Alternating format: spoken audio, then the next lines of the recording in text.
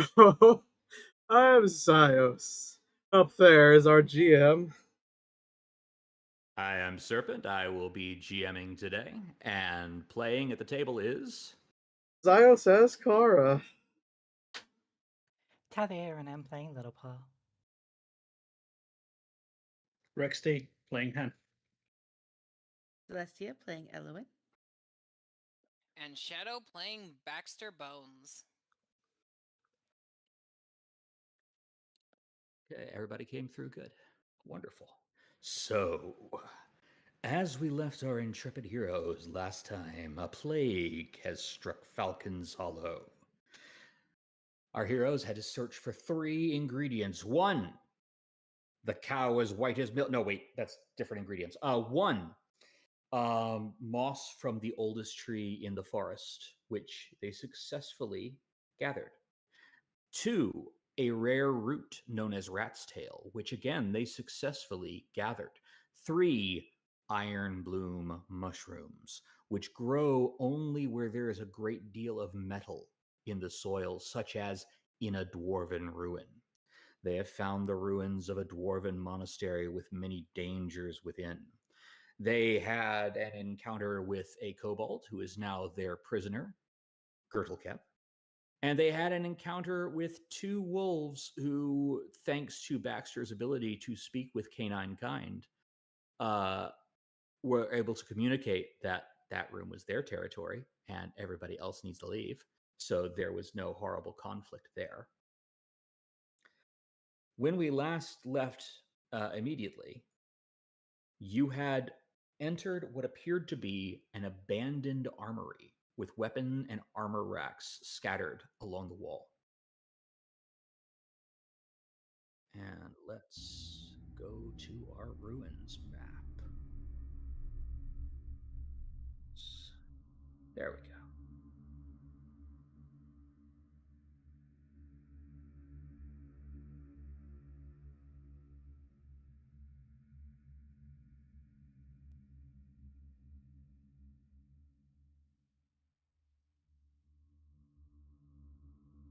Oh, because I'm on the wrong. There we go. You're on the wrong window. Don't mind my babbling. I'm attempting to make this system work.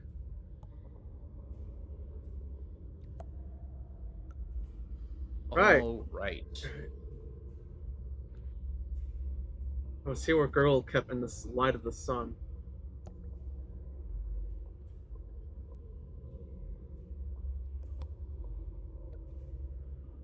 Light of the Sun, which is actually just a torch. Girdlecap is still your secure prisoner.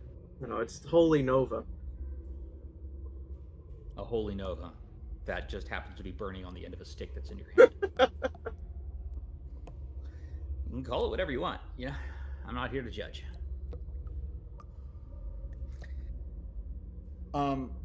Hen, you have opened the door. You are at the door right now.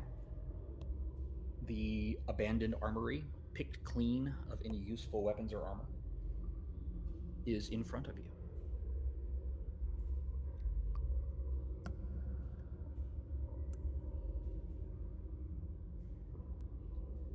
Guys, I really do think we should just claim this place. It'd make a really good place to come back to. A base. I mean, you make a decent point, I must say, but I mean, the suit's already in tatters. But I mean, it's not that bad. It's dwarven stonework. It wouldn't be too hard to fix. do you see the amount of dust here? That's just because As no one Baxter lives here. Bones, like, touches the ground with his finger and then, like, rubs, like, a mound of dust off of it. It's pretty much accurate. There's been a lot of rubble collapse from the hallway, which has left quite a bit of dust around.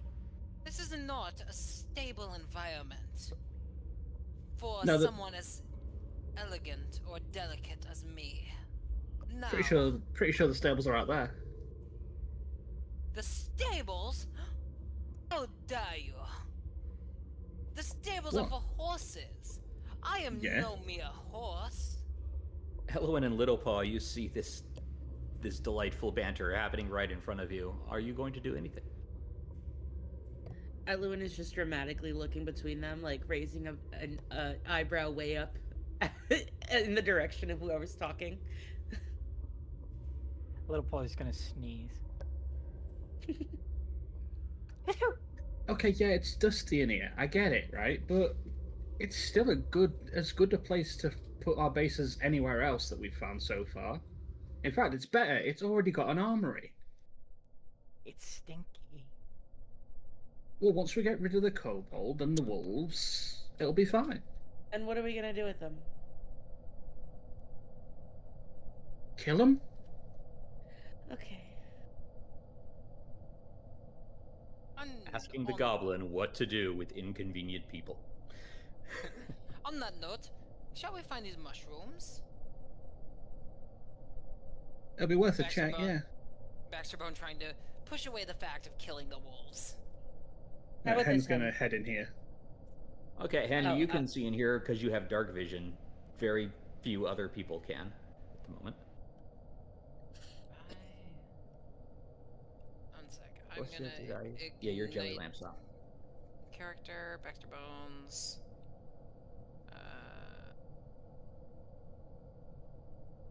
Search. Oh, let's edit item. No. In your items, you can go to where it shows a marker that looks kind of like a Lego that says change carry type, and put it in one hand. Oh, by And doing then that, I'm if you encumbered. Well, yeah, you do kind of have your max weight. Yeah, gotta love not being strong. Yeah. One sec. What if I stow the cane? That works.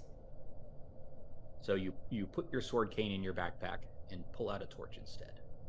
Yep. I don't use it much anyway. It's more for decoration. And I'm gonna make my way towards here.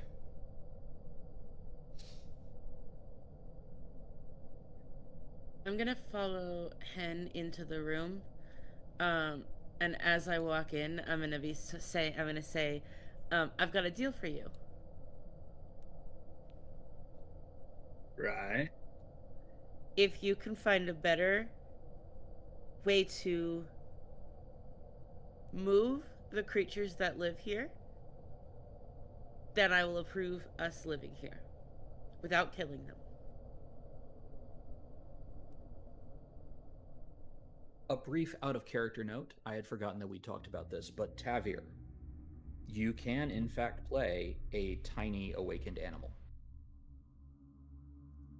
if you wish to do so. Yeah, it makes sense to change your size to match Okay. proper ferret. That is, I'll go ahead and do that in the background while the rest of you role play. That is going to change a couple of your stats and your hit points, I believe. I think it should be tiny to, ferret size, and also fits in the hair. No, I would I no argue longer that have a- Skull is very large for a ferret. Yeah.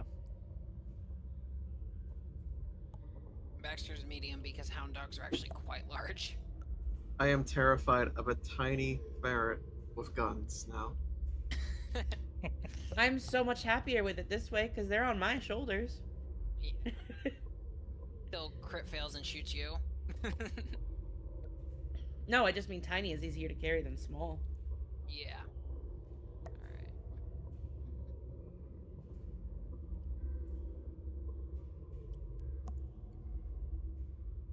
Okay, that's a dead end, but Little Paul is gonna sneeze again. This place sucks. Look, it'll be a lot better once we clean it out. Are you Well, I'm amenable not- to my deal? Well, I'm not cleaning. I'm not cleaning it out. I honestly don't think you could pick up a pebble right now anyway. So, Oh my god, my icon is so tiny now. Yes, because you are a tiny character. right, fine. If You we can find a You way. theoretically now fit in a quarter of a square. If we can find a way to make them leave without having to kill them, sure. Also, I I will can't note that think of drops one. your. Oh, sorry. I will note that that drops your speed to 10 feet for land and climb. And there's gonna be other little changes too, but yeah. I think weapon damages change as well. Yeah, also, you're going to have to deal somehow with your equipment because the problem. Actually, no, your equipment would be your size, wouldn't it? Mhm. Let me change all these to tiny size and see if that fixes your bulk problem. Please, go ahead, Hen. Look, I can't think of a way right now, but if you can, I won't stop you. How's that? No, because you're the one that wants to live here. Yeah, and my way's real easy. We just kill them, and then it's ours. Right, but that's just unnecessarily killing things. Well, it's not unnecessary. They're in our house. So find somewhere else to put them. The ground is another place to put them. You guys can't tell me I'm the only one that feels this way. Little Paul, who's the only one in the room. I don't think the ferret is going to really care. Barrett, do you care? I have a name. Little Paul, do you care?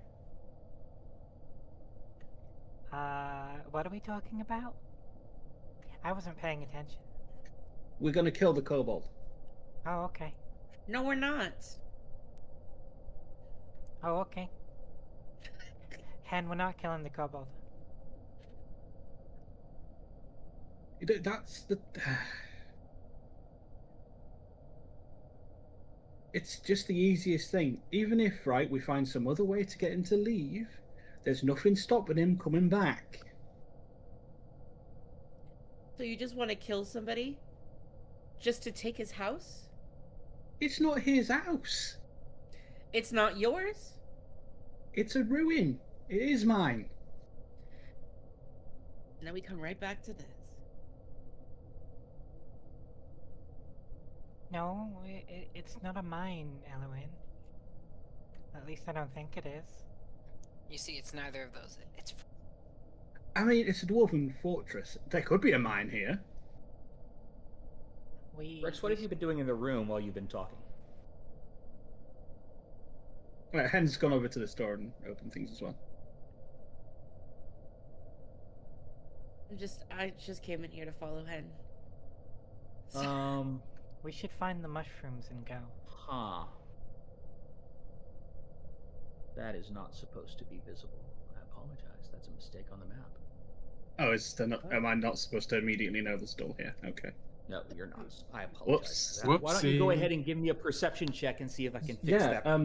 Something about this wall here. Yeah, why don't you give me a perception check on that? I will have to look into what happened there, because that should have... Oh, that's why it was not set correctly. There we go. Look, this wall, I don't like the way it's looking at me. I don't like the tone of voice, honestly. It smells a funny color. Looking at you? You really shouldn't be in charge of our living situation. So, Hen, the wall's not looking at you, but there is a door there. It wasn't looking at me. There's a door. I knew it was off, I just didn't know what was going on. Do we need to get you new eyes? No, I can't see color in the dark. Oh, alright. Well, carry on then. Let's go. Can't see color in the dark, which is why you thought the wall was looking at you. Never mind. Yeah, Ellen's just letting it go. A door looks different to a wall. It would be a very weird wall. This is true. It also doesn't smell a funny color in the dark because you can't see color. Yeah, so there's a door there. You also note something glinting right there. Oh, well, I'll go look at that. Oh wait, just them. Never mind. Not me. Yeah. I mean, Elwin, there's something over there. Oh, okay, I'll go. Do I have to roll also to see it? I would like to not take when the it's action pointed of out. aid another, just to make sure. Not once it's pointed out. Okay. Okay. Once I'll it's walk pointed over. out, you're all good. Okay. You see. Yeah. Ooh.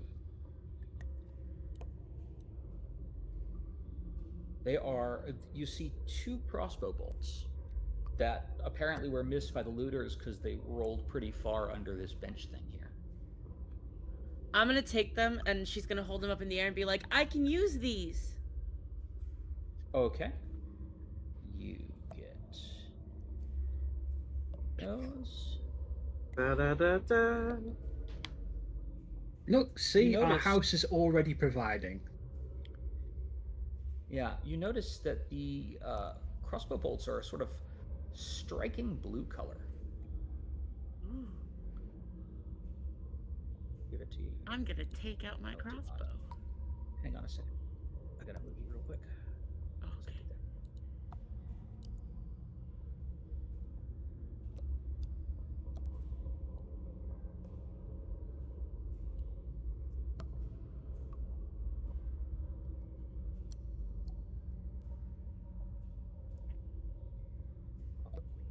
If you want to go ahead and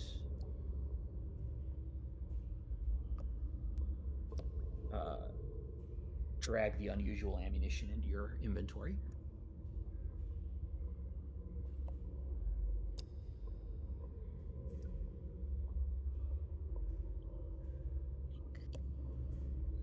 Okay. All right. It is like it's unusual. You don't know quite what it is. There is a icon next to it in your equipment thing that says actually, no, I think that's for me to identify it. But what you can do is you can roll me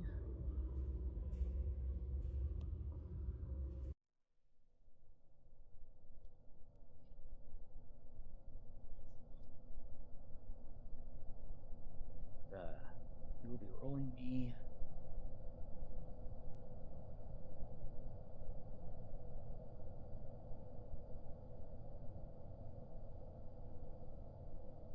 I saw shadow lighting up, but I didn't hear anything.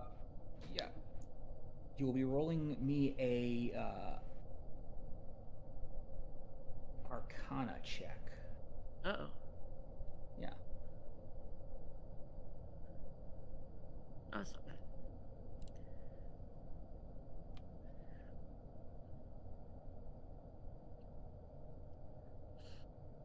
That's good. That's very good. Hannah, would you like to take an aid action to help her identify that? Yeah. I mean, there's only so many things it can be. Only so many enchantments go on weapons. Exactly. Yeah. Especially ammunition.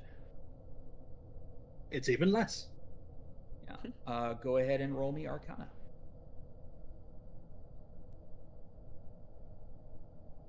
Do I have to roll if I'm aiding, or is it just? Yes. The way rolling happens, just like in the old system, you had to beat a 10.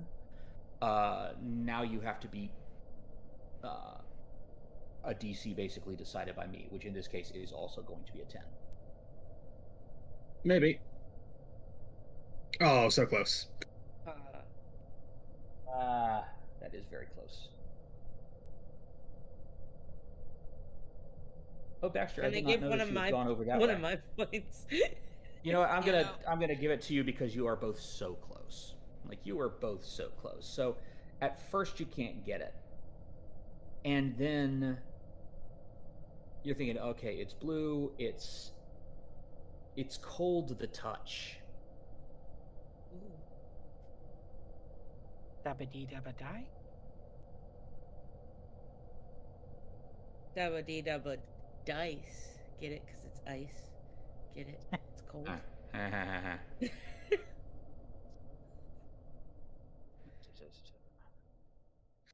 Hen would be like, "Oh, I know what this does. I've seen this before.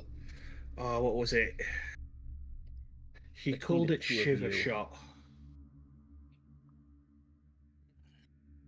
Does this work?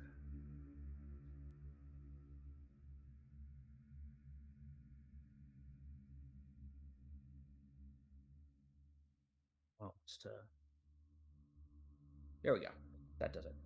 There you go, Celestia. Between Elwyn and Hen putting their heads together, you realize, oh, this is a freezing crossbow bolt. Nice. I You still have to think spend an Shiver Shot action- sounds better. Yeah, it really does. Honestly, you have to spend an action to activate it. Wow. So Okay. you basically speak the right word or otherwise activate it. Then you load it, then you fire it, and then if you hit, they have to make a fortitude save or be slowed for a round. I see Or that, on I a like critical it. fail, slowed for a minute. Ooh. Yeah. Meanwhile, Hen, you have discovered a door. However, I am going to... Baxter, you went into those ruins over there? Yes, I did. I'm Okay. wanting to I will get to you in investigate- just a second. I'll get to you in just a Okay. second because Kara hasn't gotten a chance to do anything. Yeah, of course. Kara, you've been sitting there with Girdle Kep. I spy with my kobold eye something beginning with R.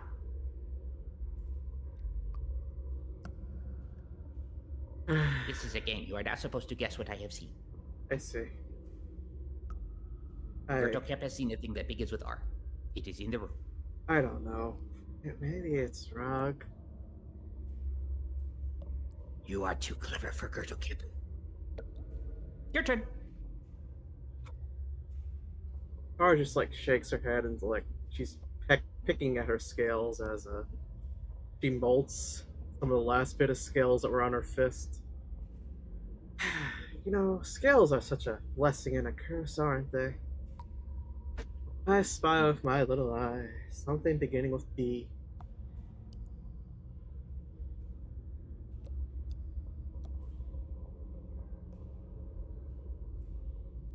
Big person. No. You know, so what are you going to do if Anne really decides she wants to move in here? Oh, that would be difficult. Very difficult. Gertel kept not think that would go so well. Big Rock. No.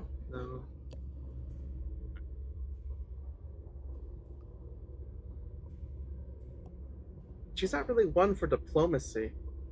I don't think things might go well for you when she comes back. Honestly, chances about the same either way. What do you mean? No vacancy. There are plenty of empty rooms in here. The place could do with some repairs. This is not in. This is not in. This is property of glorious things that live here.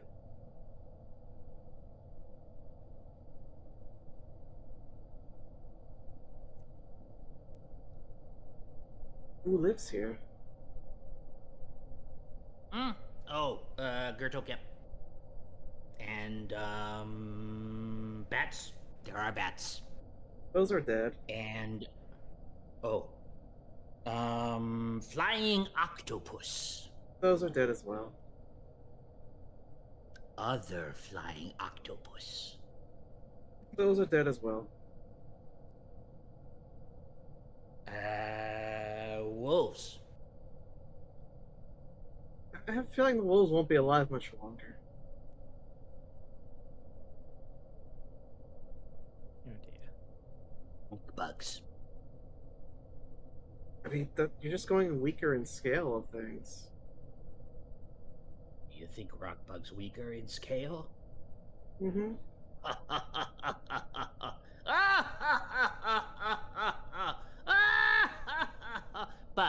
that it, Bug? No. Baxter Bones, you go into the ruin. What are you doing? Alright. Baxter Bones, with his elegant nose, is going to walk into the ruin and begin sniffing around for mushrooms. Excellent. Why don't you roll me a perception check? So, when you are sniffing, are you just sniffing the air, or are you like dog sniffing the ground and moving through the rubble? The ground. I am on all fours. I am Excellent. I am doing a thorough investigation. So, yeah, roll me a perception check then. Would I be able to use Pursue a Lead for this? I believe you would. You are specifically looking for one of your goals in a case. Alrighty.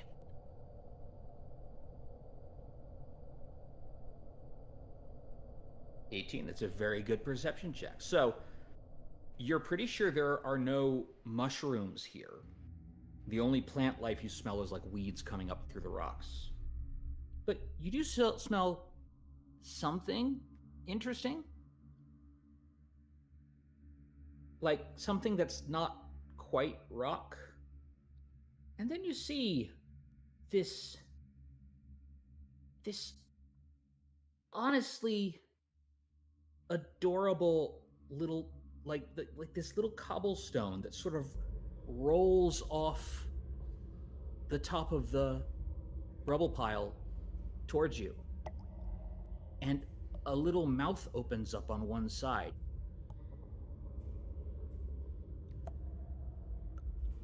And then you notice another one that kind of rolls towards you. And another. And another. And another. And then they open their mouths and there are teeth. Roll for initiative. Oh shit.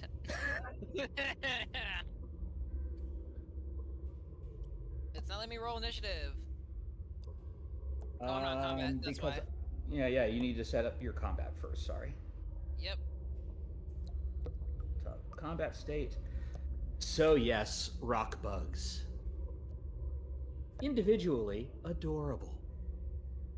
Collectively, 19. less so.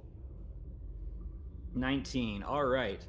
Why don't the rest of you roll initiative as well, just to put you on the list? Whether or not you actually do anything in this combat will be up to you. Okie dokie.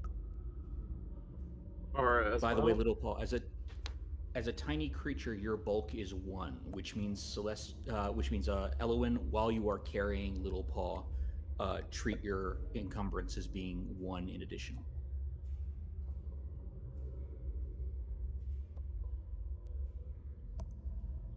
Alright. Oh. Star rolling initiative as well. 73. Yep. Yeah, go ahead, everybody roll initiative just to be on the list, because combat is loud. Yes. Sir is my friend. He's watching. Good, because Sir said, I am here, but I shall lurk. Shadow, do something dumb eventually. Oh. Shadow Saber, if you don't pull some dumb shit right now, lol. Well, sir, I've got good news for you. Because Shadow went off alone and started messing with rubble. I think that counts as dumb. I can't seem to join the initiative. Did you press the toggle Argon combat HUD? Oh, no, The reason it's it's not not even a popping combat up. HUD. Just right click on yourself and go to the bottom right. Oh, right, toggle it's combat ourself. state. I forgot.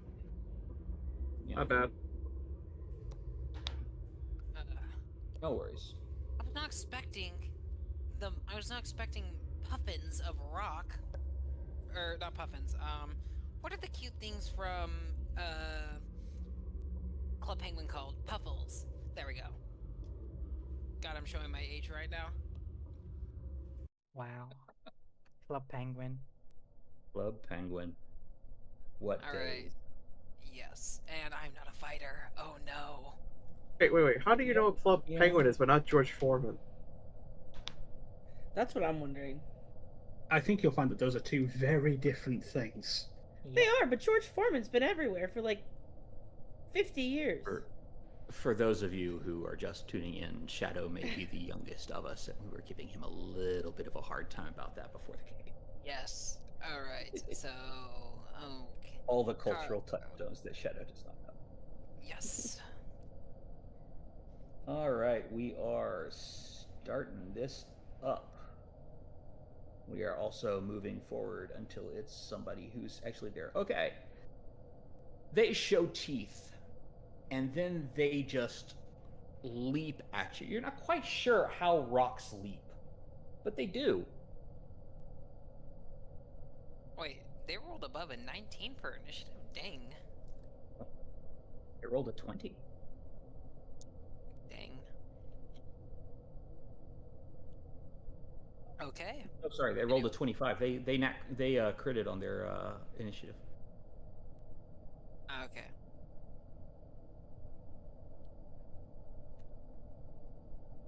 Yay, I'm scared.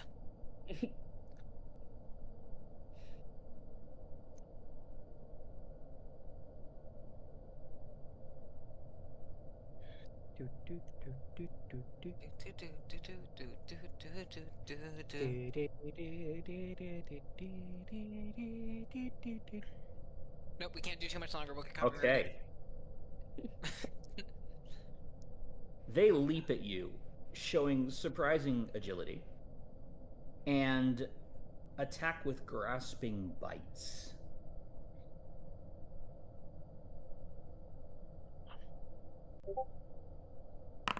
How they do with this. Oh, that's not a good sound. Oh no. Yeah, they hit you. So, the good news is they don't do any damage. The bad news is, as a living swarm of gravel leaps at you, it knocks you down. And Okay, you so are now prone. These things can't hurt me. They have not done you any damage yet. Okay. But they have knocked you prone. All right, let me... Which, so you know, also makes you off guard, which means you are now easier to hit. Yes. They moved, they did that. That is all they can do this turn.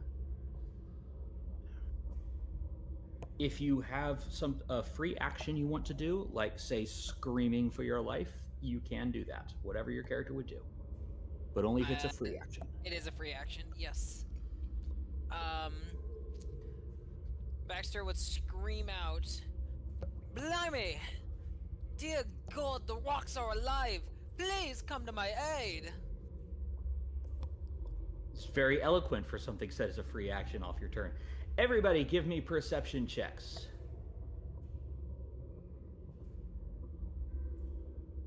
The difficulty of this gets progressively harder the farther away you are and the more stone is in the way.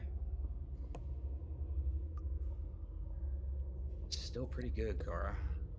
Might not be good enough where you are. Hen knows So, where I am. Hen, you hear that, and you immediately know, oh, they're in the open rubble area. Little Paw and Elowin. Yeah, that still beats enough for as close as you are. You do not know exactly where the shouts are coming from, but you hear the shout. Kara with a 19. Yeah, I'll say that you can very faintly hear Baxter, but you can't really make out what Baxter's saying, but Baxter is definitely yelling in a distressed manner. And moving right along.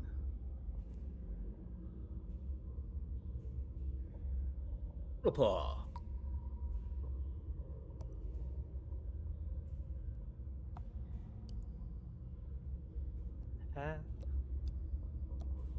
Just gonna draw a little gun and just hold an action for when Serwin moves.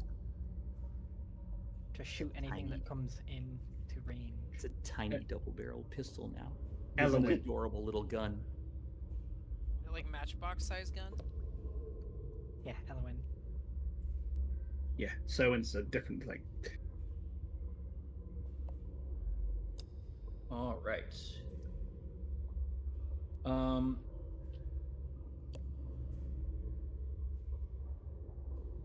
Yeah, sorry, that was Elwyn. I got this completely wrong. Apologies. You have not drawn your gun because it's not your turn yet, little paw. It is Elwyn's turn. Elwyn, what do you do? Elwyn's wants to get into the door with Hen because she's like, oh, I hear yelling. It kind of sounds like it's coming from that direction. Maybe it's in that room. We should go try and get in there and help them. Free action to correct. Yeah, I'll give you that because it won't take too many words. Yeah, Hen goes, no, other way, corridor left, that way. With the door.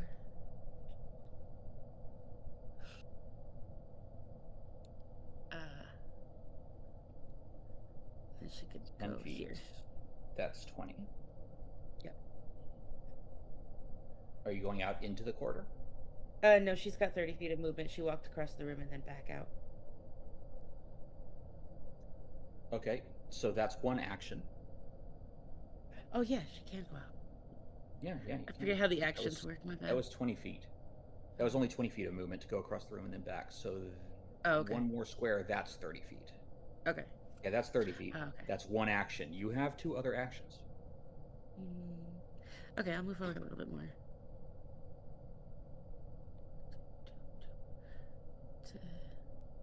Is that how that works? Yeah. Moving double time, you go into the doorway and you see Baxter on his back, swarmed by tiny cobblestones with piranha mouths. I leave you alone for 5 minutes. You have one more action left, Elwyn. Is this something that I can? I'll try and hit it with the special ammunition I just got. Okay. How does that work?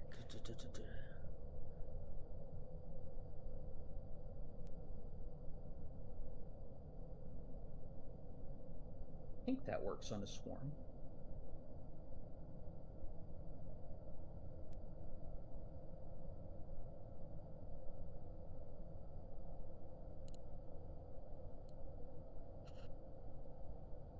I don't know. Now, okay, so here's how swarms work. Yeah. Because there are lots of little creatures, and not one big creature, they have resistance to piercing and slashing, because piercing and slashing weapons will only kill like one of them at a time. Your crossbow bolt will be piercing. They have weakness to area damage or splash damage, because that can affect many of them at a time. Nice. They can't be grabbed. They can't be hit with precision damage, which is like sneak attack. They can't be made prone. They can't be restrained.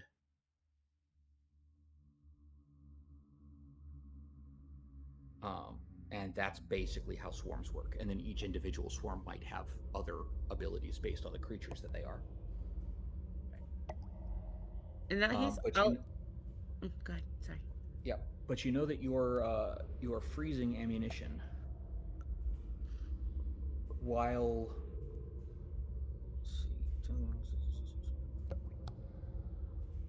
yeah, that would still work, but crossbow bolts are not going to do much damage to it, because you'll basically be hoping to skewer as many as you can on one shot. Fair. So in that case, let me go and I'll do frostbite instead. Okay. Because it's a spell. Yeah. It is a spell. It's one of your cantrips. Yes. So you can target the swarm, and you can cast it from your spell sheet. Okay.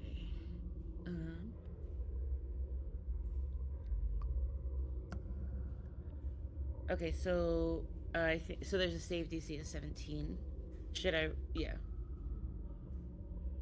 Yeah, save 17 of basic fortitude, which The aberration has to roll. Yeah. The swarm has to roll.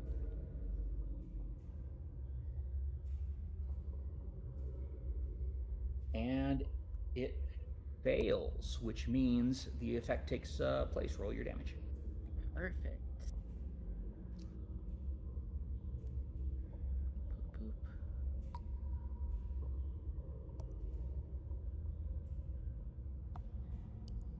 Six.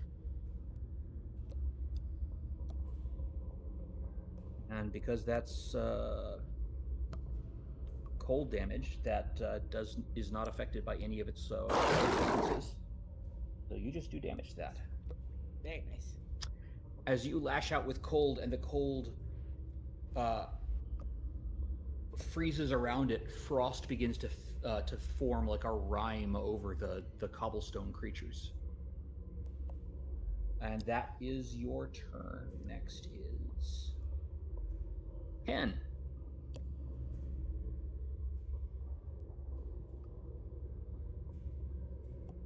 Okay.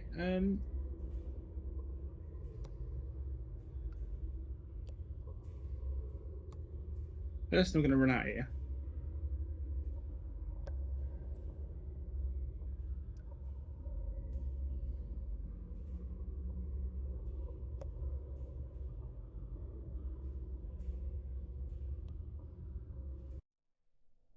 Sorry, I'd be there, wouldn't I? 25, not 30.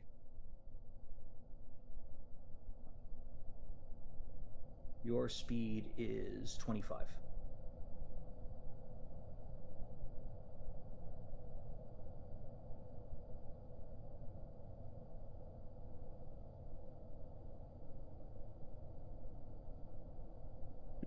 Can I use my action to try and drag Baxter out of the swarm? Yes, you can. Baxter, would you resist Hen grabbing you? No, I would not. Okay. In that case, Hen, you just gotta basically hit a stationary target, which is a DC 5 with a grapple, which is typically athletics versus athletics, but in this case, it's just going to be a flat DC 5.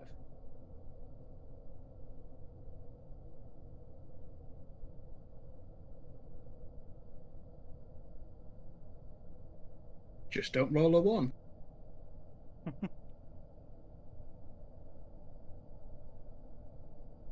You know, Hen, sometimes when we say things... I should have known, considering I rolled a nat 20 recently. Oh, no.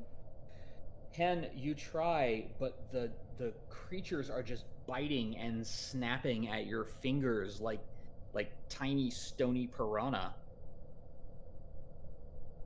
That is your turn. That is my turn. It was a good thought. Baxter, it's your turn. You are prone and under a bunch of rock creatures. If I attack, do I take a penalty, or even though I'm prone? Do not believe you take a penalty while you are prone. No, let me check. No, Otherwise, you do take a -2 circumstance penalty to attack rolls. Okay, action 1. What's the do I have to DC to get out of it? Is it grapple, or am I just prone? You are not grappled. You have just been knocked down. All right, action 1. I stand up. Okay, you can, and in fact, do that. Action 2. We are going to take out. We're gonna retract my claws, or not retract. Whatever the word is. Extend my blunted claws, because I'm a dog and not a cat. And Yeah. I'm going to punch Dogs aren't at this. generally known for being able to extend their claws. Yeah, or you get what I mean. I'm going to go and try to grab at this, or not grab, but scratch and punch at this thing. By the way, because I didn't explicitly make it clear here as well, you can move through a swarm space. It is difficult terrain. It is? Yes, it is difficult terrain to move through a swarm space, but you can do it. Now, if you do a movement here, they will get an attack of opportunity on you as you leave. Yeah, no, I'm just going to attack them because fangs are piercing, which are you said they're resistant to. And However, you can spend your last 2 actions, because it costs 2 actions, on a disengage action. Or, no, not disengage. nah, we're gonna attack this thing. They got dust on my suit.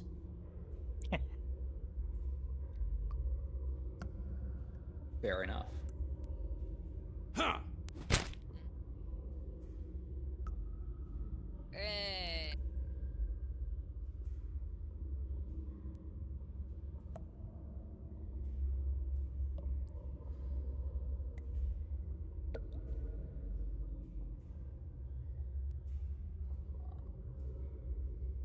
Okay.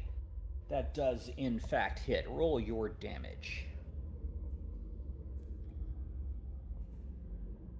Unarmed strikes are bludgeoning, which means you actually will not take any penalty as your doggy fists do, in fact, do the full 2 points of damage. Not much. It And is then not entirely happy with you right now. And then with action number 3. Now we're gonna book it and we'll let them take an opportunity attack.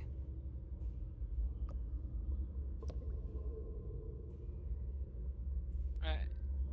I'm still in range. Am I still in range right here or because of the doorway? Well, they would actually hit it as you are leaving that space.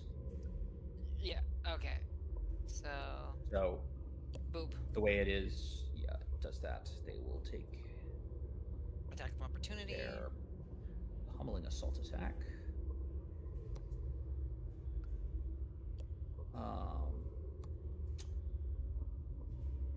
Roll me. Here. Reflex. Roll me that reflex save, because swarm attacks are a little bit different.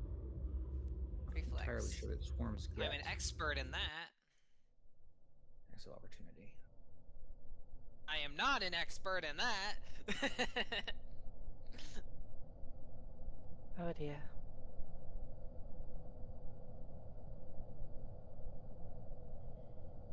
The dice just they always want to see the worst happen to you, don't they? Yeah, Baxter is prone to a certain kind of luck.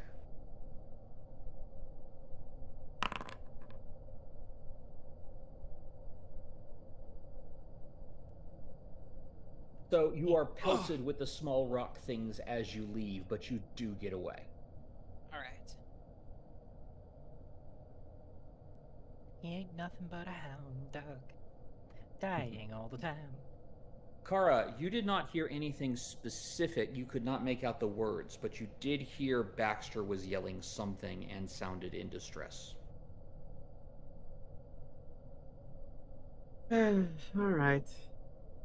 I'm going to pick you up now. If you try anything, I am going to drop you on my knee, understand? Your back will not survive this. Kobold's honor. Gertle kept not try to escape. She sighs as she basically picks him up into like a bridal carrying.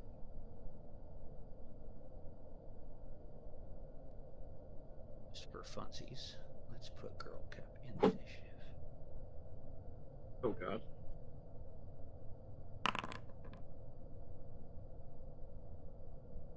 Okay. I believe. Oh no, you are fairly unencumbered. You can, in fact, just carry Girdle Cap and book.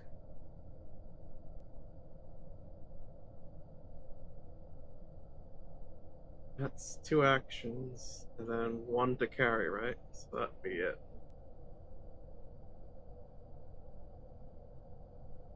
Yep.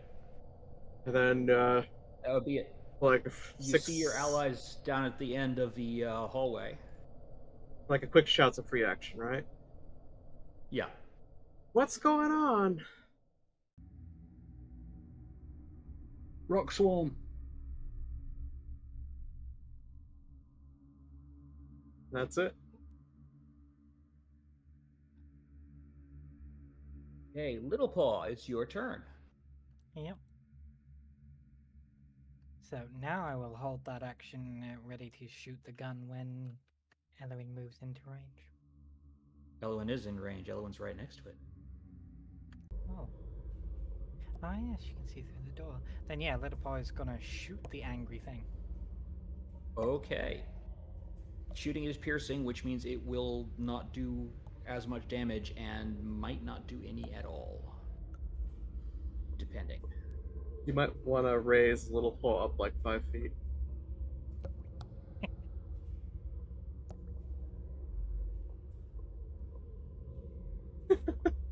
Which is accurate anyways, because Little Paw is currently 5 feet up.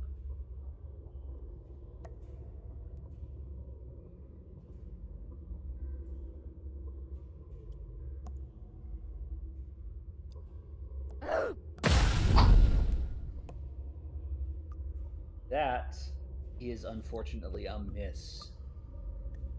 Yeah.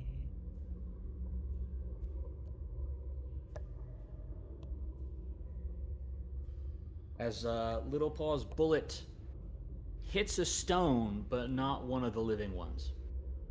She's gonna excitedly shout, "I got it!" It's definitely not moving now. Or before. Okay. They push through the doorway. Stick them right there. They're actually squeezing into that passage, except they're swarms, so they don't actually have to squeeze. As they swarm over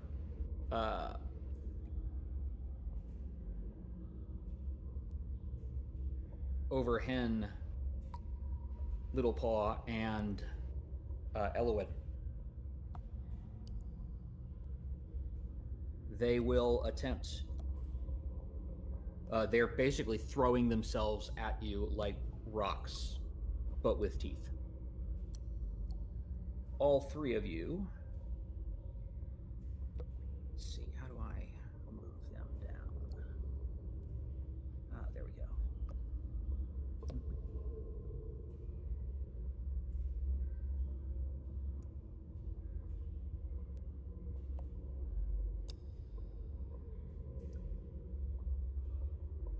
Derp, are they going for a trip? They are not going for a trip, no. They are just Okay. trying to do damage. Okay, otherwise I was concluding I was gonna be like, they're gonna try to trip you, but if they're not, then the clue and information wouldn't work. Yes. Okay. However, it would actually... There would actually be a useful thing, because you're all going to get a reflex save. As you attempt to... let's see. Alright. As they just swarm over you, you get a DC 17 basic reflex save to see how much it damages you. Alright, in that case, I will clue in and be like, be careful, No, I got the accent. Be careful, everybody. The rocks are gonna try to eat you alive. All That right. is equal to your investigation bonus, which for Yes. me is a +6? Investigation. Why do the rocks have teeth? One sec. Gotta find my investigation bonus. It's not a stat. Oh, investigator. Oh, that's just his DC. 16. Sorry, give me a sec. It's all right. One sec. They gain a circumstance bonus equal to your investigation bonus from pursue a lead. Oh, okay. I misread that. Pursue a lead. You did I believe you did pursue a lead. Yeah, it's not. It's just the bonus of pursue a lead, which is a +1, Okay. I think. Let me just go to pursue a lead real quick. +1 circumstance bonus. to the check. Yes, Yep. that is So correct. everyone gets And +1. luckily, yep, this thing gives me a thing where I can actually give each of you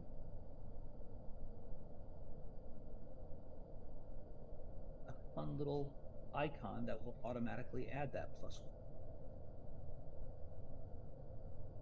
to your attack. Alright.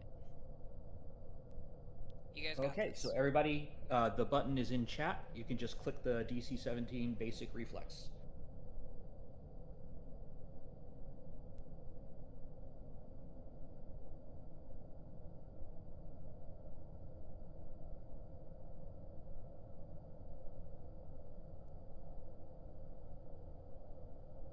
Elwyn is successful and will take half damage. Little pause not. Little Paw. Oh, there's the button. You know, I'm just going to claim that I deliberately get in the way to help others. That works fine, Hen. Although I did not, for some reason, see the result. It was a nat 1. You're thinking the chat, but I did see it was a nat 1. Little Paw gets a critical success, which means Little Paw, you take no damage at all.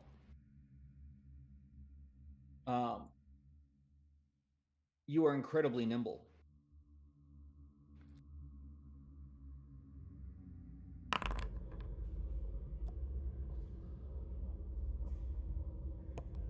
And you are going to take double that damage because you critically failed. As you leap in front of them, trying to get them to attack you instead of your allies. And they hurt you very, very badly. But you're not down yet.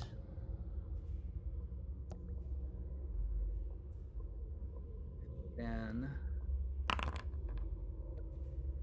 some of them still get through to Elwyn, but not a lot.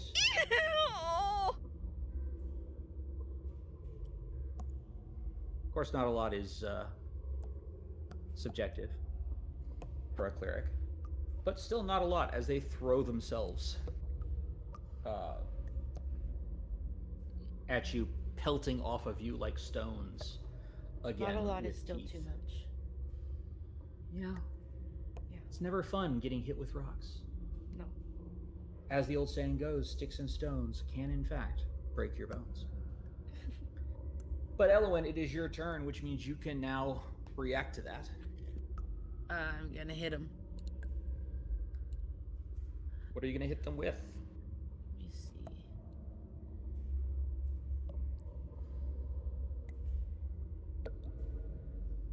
I'm going to.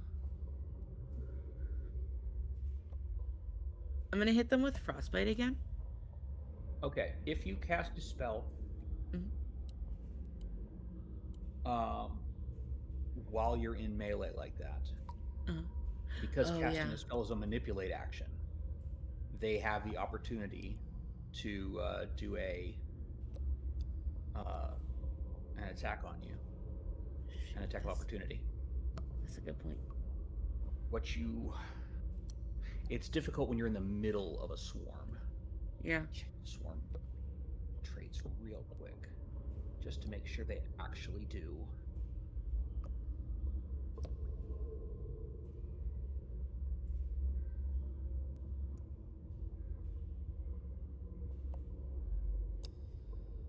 They actually have attacks of opportunity. I believe they do.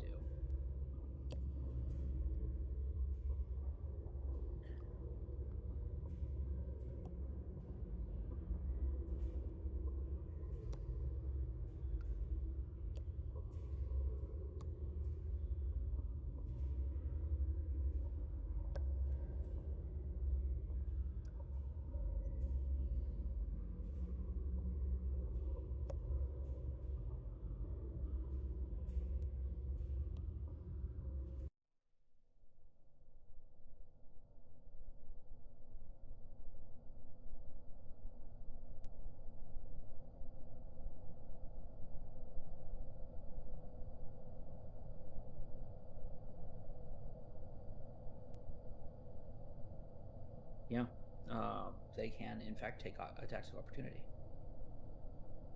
So, yes, if you cast while in the middle of them, they will get a chance to attack you. Okay. And if I move away, they can also attack me. Yes, you can spend an action to move 5 feet in a way that does not I'll do trigger an that. attack of opportunity, but that will still leave you. Actually, no, it won't, because they can only attack people who are in their space, so that would leave you safe. Okay. So I just go like over here. It's fine.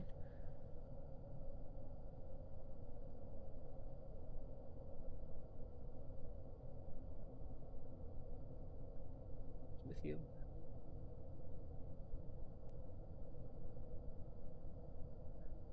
And from here, you can cast whatever spell you want to cast. Perfect. I'm actually gonna hold on one second. Man, you guys, what am I gonna do with y'all? Yeah. This time it wasn't my fault I nearly died. Yeah. And we did not get a rest from last time, right? Because that's like continued.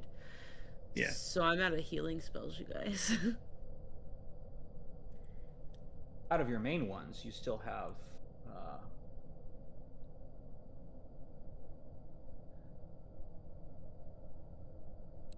I have healing plaster, but I need. You have healer's blessing as well. I do have that, yeah. But that's although that only when they that get only it from a enhances- healing spell. Yeah, that's Yeah. true. That's true. That's not. So as yeah, useful. currently I Healing am plaster, on the unable other to heal. hand. I need dirt.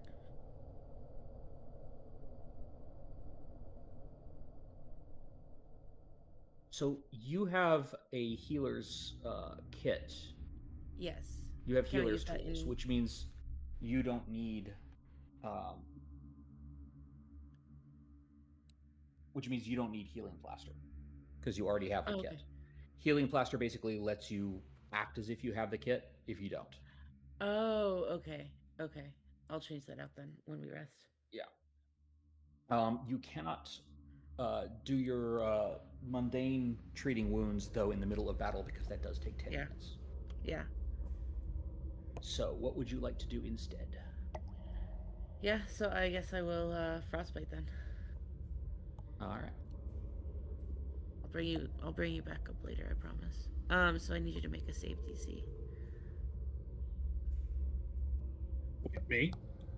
No, sir. No, not me. Okay. I was like, wait, what? You allowed yourself to go down.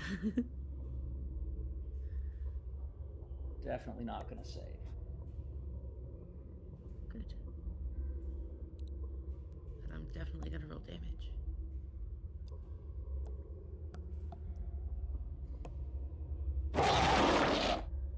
Okay.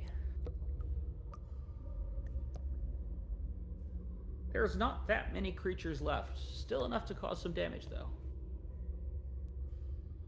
That was 2 actions, and 1 was for the step, so that's your turn. Hen, it's your turn.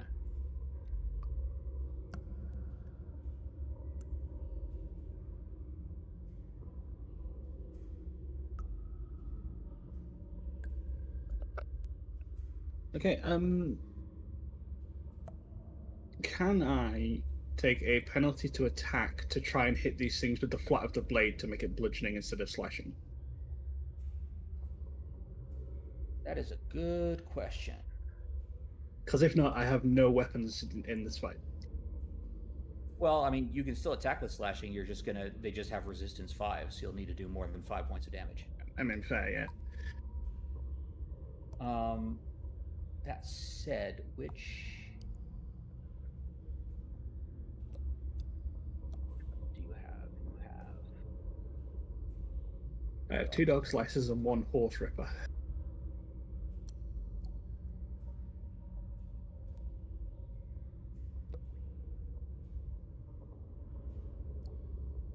The names of your weapons. Don't mind These are, me, in fact- I'm goblins. Yeah, These are, in fact, the official goblin names of these weapons: dog slicers and horse choppers.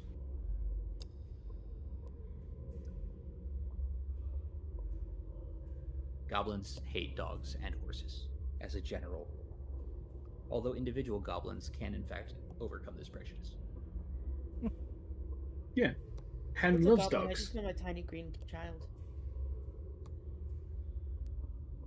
So I will allow that with the standard -4 penalty that you would take for making it non-lethal. Okay.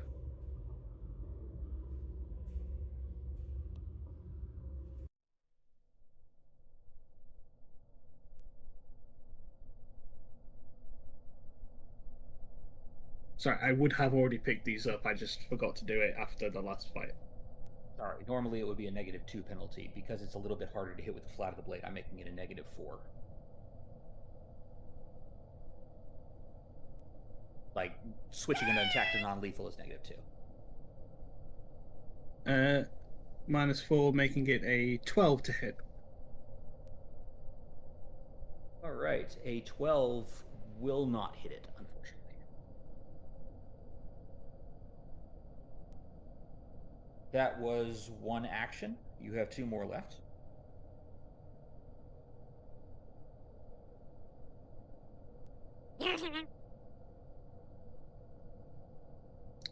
That won't hit it either.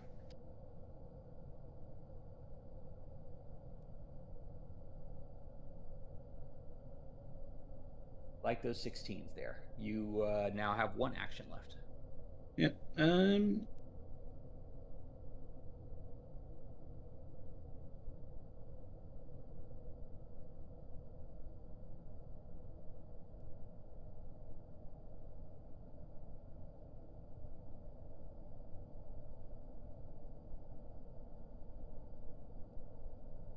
I would like to use that action to take out and potentially light a torch.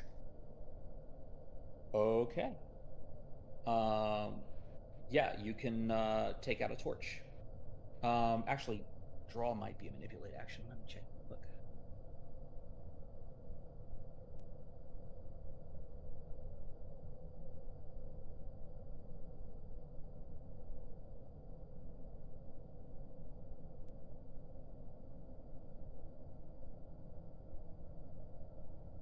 As an interact action, which is indeed a manipulate action, which means you will trigger an attack of opportunity if you try that.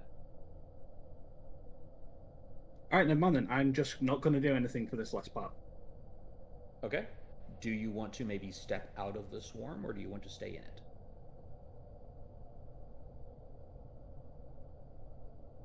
If I move, they'll be able to attack. Oh no, I'm still technically in their threatened areas. If you spend an action to step, do a 5-foot step, then they can't attack you on that. I'll do that then. Yeah. The step action is immune from attacks of opportunity. Okay. Right. Gertelkep has sworn on Kobold's honor not to try to escape.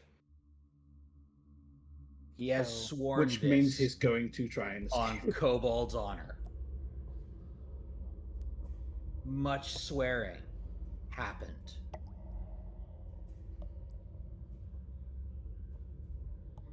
So he's gonna run away, right? Well, he is currently tied up. But Damn. he's not tied up anymore. He's tied up and handcuffed. Well, he's going to still be handcuffed. Nothing he can do about that right now. But he is tied up. So that's going to be his attempt to wriggle out of the ropes. And now he's going to make an attempt to escape your essentially grapple.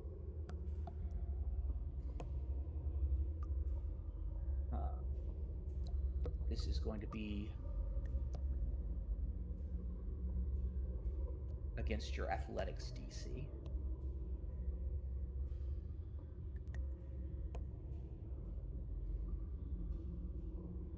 Do I roll athletics for that? No, it's against your DC, and it does not matter as So what happens here is Girdlecap deftly and with surprising amount of skill wriggles out of the ropes. And then he makes a leap off of you, only for you, without having to spend a reaction, because this is for cinematic effect, only for you to grab him by the throat, bop him on the head once to make him go unconscious, and sling him back over your shoulder.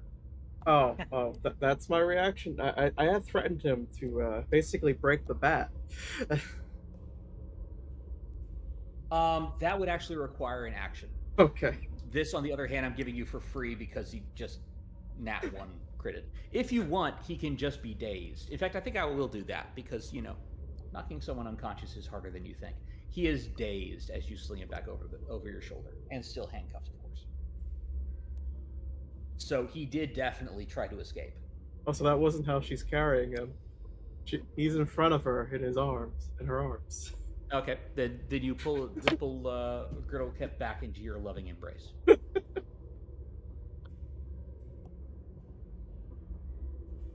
Baxter Bones.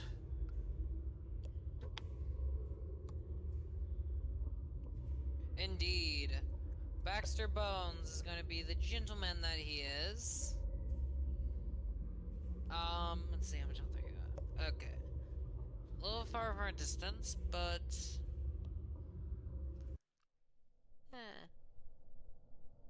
He wouldn't... Would he shoot it? No. Actually, he would shoot it, yeah. He would... One sec. Sheath, because I didn't have that equipped. Draw is my action. Action 1, action 2, shoot the flintlock. Oh, it's not loaded. Action 2, load. Action 3, fire. Ah! I shot something for once! You did. You did indeed shoot it. Why did, yep. And then damage? Yeah, go ahead and roll damage. Not much, but... Yeah. That I really hate gets to break reduced. this to you, Baxter. It gets reduced to 0, doesn't it? Yeah, that's gonna do nothing. Alright. Oh, no, that's still dropped it by 1, but it shouldn't have. You should still have 7. So for cinematic effect, you do manage to shoot one, and it does die. But you have just killed one in a whole swarm, so effectively you have not reduced the strength of the swarm any.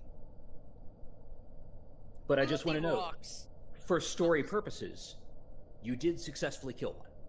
Yes. Bloody rocks always getting in the way. You know what? I am done with these. These stupid rocks. Now, you guys, please destroy these things. I got dust all over me. And it's quite frankly making me angry. And I end my turn. Kara, Girdlecap is near swooning in your arms, dazed from your reflexive head bop. What do you do, Kara? First, she calls him an idiot in Draconic. The rest just hear Pathak. As she takes one action to lift him up and say, I have a reputation I am trying to build, and unfortunately, you're going to be an example. As she crashes him down over her knee. We'll break first. Your spirit or your body.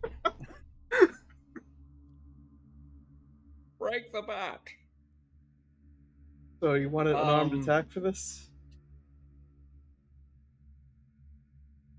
Yeah, give me an unarmed attack.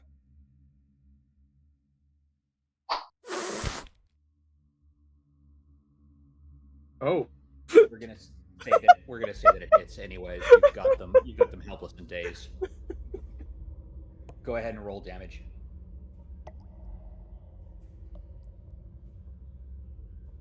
Yeah. As this goes, Oh no, you targeted the Oh, wrong character. what did I target? You had the aberration. You had Oh. the aberration targeted. You had Whoops. the cobbles targeted. Probably because that's what I was intending to be fighting this turn until that happened. Yes. That's fine though. We're gonna do this cinematically. You managed to take him down.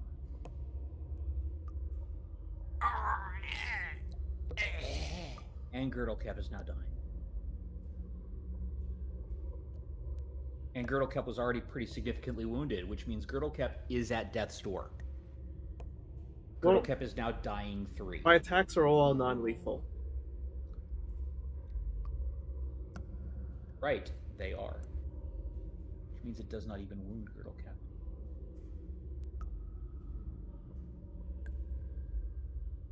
Girdlecap is very well. Okay, no, you specifically broke the bat. You specifically broke the bat. That is not a non-lethal attack. Hey, Bane apparently says it is. It's super not. But DC Comics lie. Frequently. Except they call it retcons.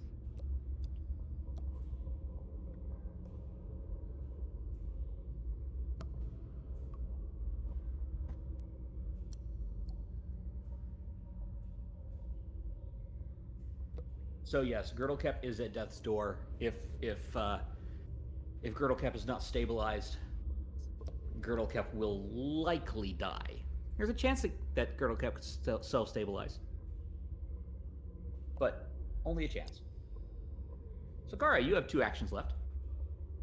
Is dropping. As you hear the satisfying snap of a kobold's spine. Is dropping a free action? Yes, it is.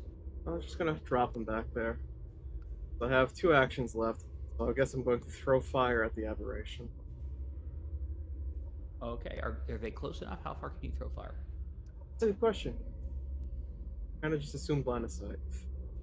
They are 40 feet away. Oh no, there should always be there's always a range for stuff like that. Your ignition can only reach 30 feet. Dang it. Yeah, sorry. I think the best I can do is just get in range next turn.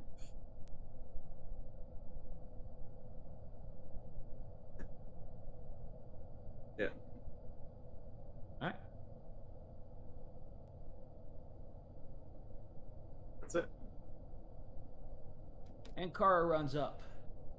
Little Paw.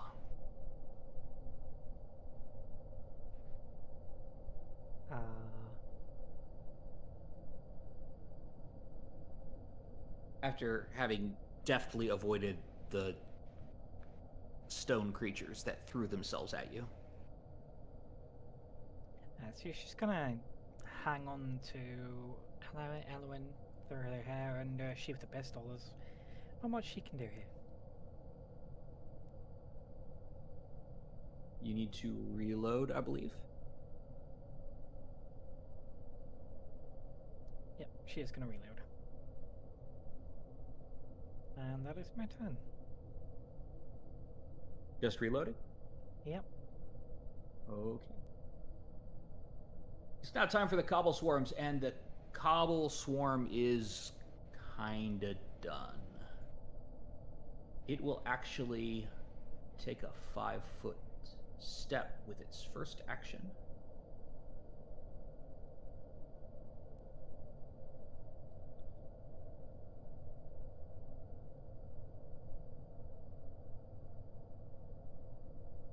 And thanks to the wall, it is no longer in melee range of anybody. At that point, it will roll away.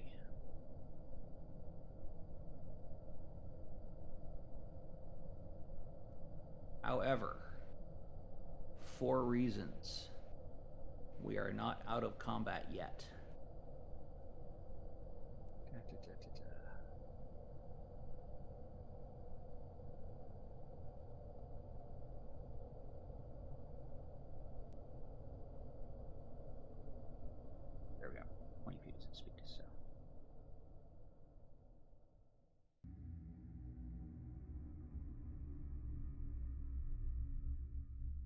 It has fled. If nobody chases it, it will leave the combat. Elowen. That's my name. If you're ready to leave the combat, just say so and I'll move on. I'm ready to leave the combat whenever everybody else is, and that's when I will do healing. Okay. Hen.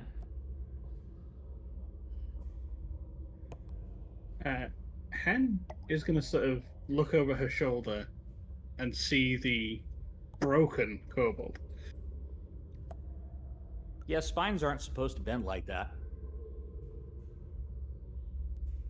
And figuring that means that all bets are off, she is going to walk over and end him.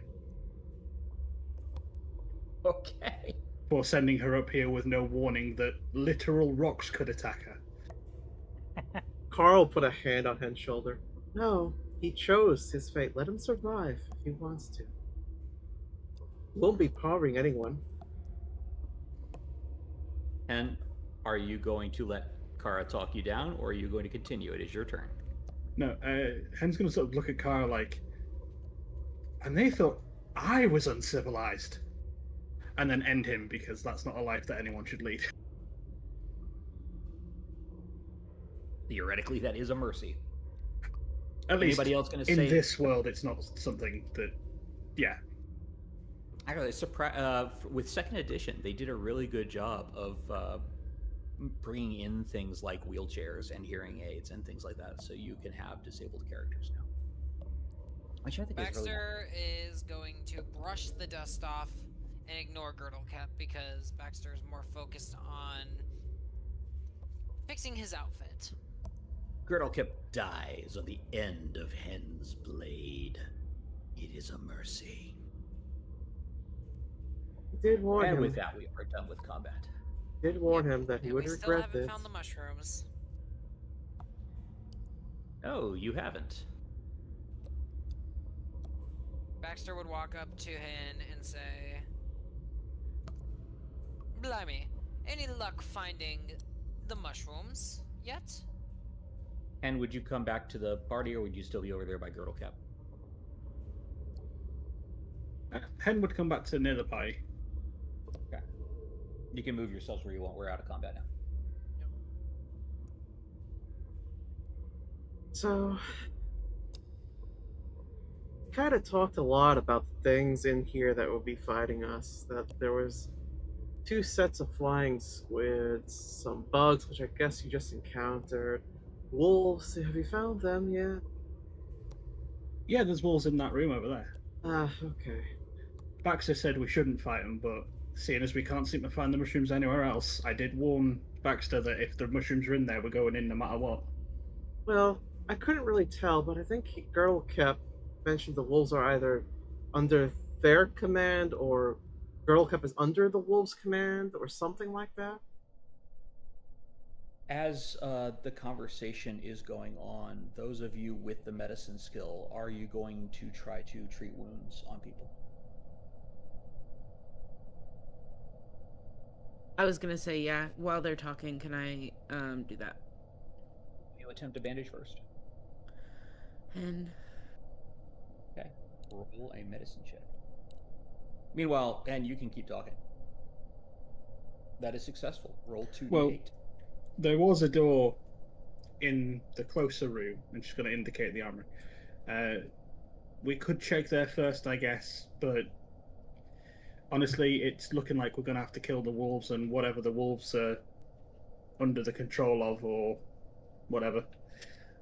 I knew that kobold wasn't by himself. Yeah. So, Hen, you are, as you're talking, Elowen is bandaging you.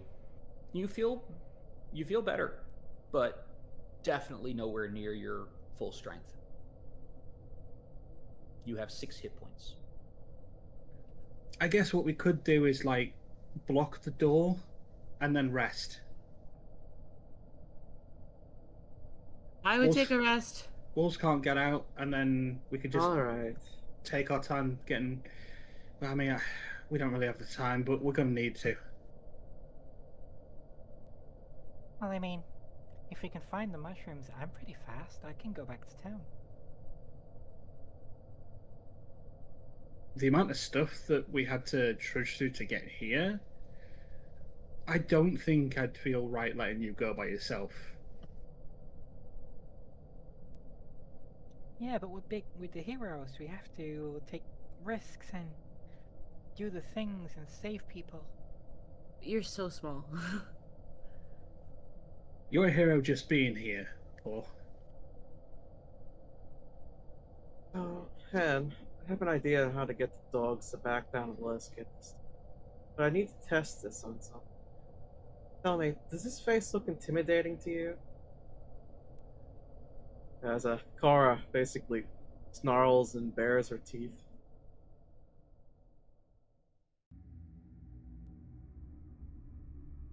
Pretty intimidating. well, the energy's right. I mean, I know you're strong, but you're not exactly big, if you know what I mean. Yeah. Tell you what, we can work together, right? Because I can intimidate, and well, that was pretty good considering. You think if we- Elowen, roll me. Sorry, Elowen, roll me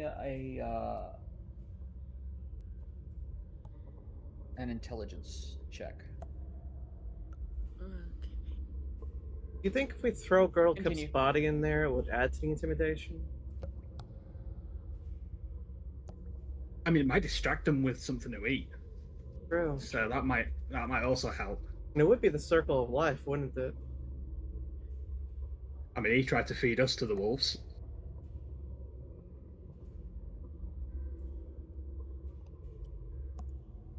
What page is that on? Sorry. It's your attribute, so it should be on your very first page Oh, okay, so I'll just under roll. int.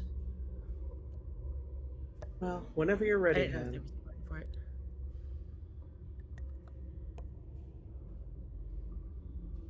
So 15. Elowen, you remember that backpack by the well that you looked in? Mhm. You remember there was a healing potion in it. I'm gonna go get it. Just one, but you remember it being there. I'm gonna go get it. Well, the good news is the walls like collapsed in the ruins, so at this point you could just kind of go around the corner. Okay, I'm gonna grab it. Where am I? Oh, I'm right here. Okay. It's like this way, yeah. And I'm gonna go get it.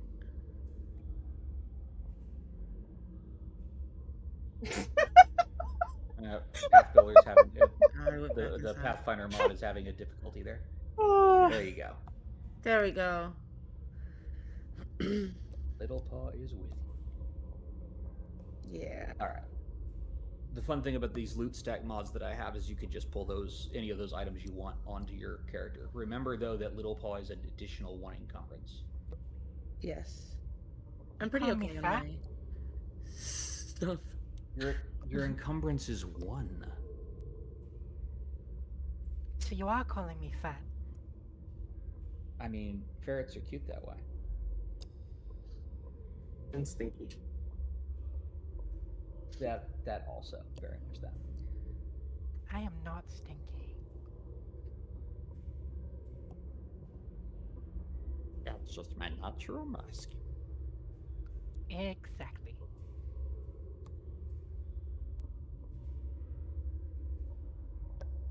Are we doing a long rest or a short rest? Oh, first, we're going to throw the kobold's corpse into that room, and then, well, actually, I no. think I didn't notice that, by the way. Hmm? I said, don't think I didn't notice that, by the way. No, I do it while you're not there, deliberately. So we both sneak off and do that then? Elowen, you can again pull as much of that as you want into your inventory. Yeah. But yeah, so before we do that, we do need to check if we can block the door from this side. Hey, does anybody want a thieves toolkit? I mean, it's handy to have around even if no one wants it. Oh, I'll carry it if need be. I guess I should retrieve my handcuffs and rope from his body. Oh, There's that's a also good rope idea. in here. I'll grab that so we have an extra rope. But yeah, there's a thieves toolkit that somebody can come grab. The oilskin pouch that you grabbed has the silver pieces in it, so go ahead and grab those too. Oh, So, okay. I did. real quick, I need to know GM Oh, that was a button. information. Oops. Okay. Doors in here, they open into rooms, right? Depends on the door, but the one in front of the wolf room does, yes. Okay, and the one into the armory, does that open in or out? That opens into the armory. Okay, cool. Then I can close. I close the armory door, wrap rope around it, wrap rope around the other door, and tie that, and then neither door can be opened without removing the rope. Okay, give me a thievery check to see how well you do with tying the rope.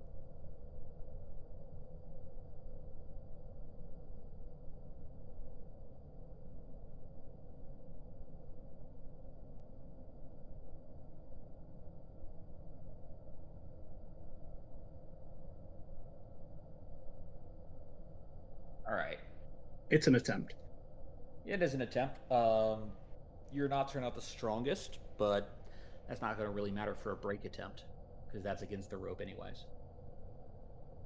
So that is going to close the armory door. Yeah. So let's see. Yeah, I see how that is. And strung across the wall so that it, like, either one will probably open a little bit. Yeah, they could both be opened a little bit, but the wall and the other rope hits the door. wall, yeah, once the rope hits the wall, then the tautness of it will keep it from opening further. Well, we better should hurry. She'll be back any moment. She'll probably talk us out of this.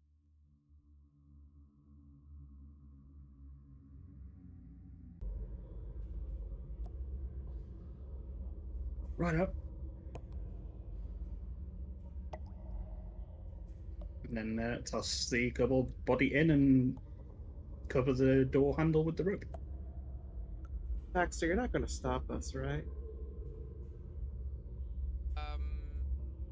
Baxter is kind of like annoyed at the fact that you guys are about to go kill them, but also. No, we're not killing them yet. Feeding them. We're feeding them. Oh wait, I misheard you. Okay, never mind. Yeah, no, Baxter's not going to stop that. So you throw Girdlekep's body in. The moment you open that door crack, you hear the snarling, the savage snarling of the wolves, as you have once again against their express orders violated their territory, and then you throw a body in. And as you close the door, the snarling and growling and howling continues for a little bit, but eventually fades. All right, well, they'll either eat that or be pissed off that we killed him. We'll find out after some rest. And then Hen's going to wrap the door handle with the rope and tighten what she believes are relatively okay knots. Fair enough. You don't think the knots will slip on their own. Yeah. We probably should rest outside these doors, though.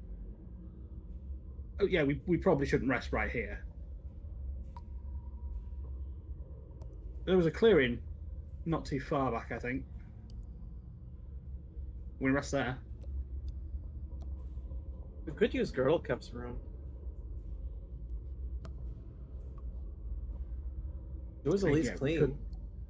Okay, fine.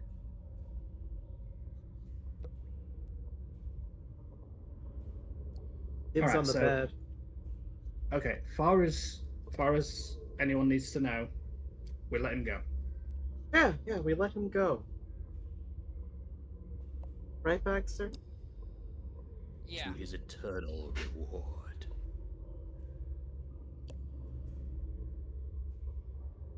So, Elwyn, Littlepaw, Baxter, do you have anything to say about this plan for sleeping arrangements.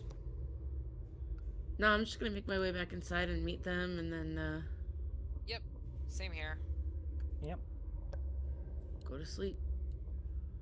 Okay, you are sleeping in Girdlecap's room. Where is Girdlecap, you guys? Or did they already tell me they killed him? Oh, he went home to his family on the I farm. can't get inside. Farm upstate.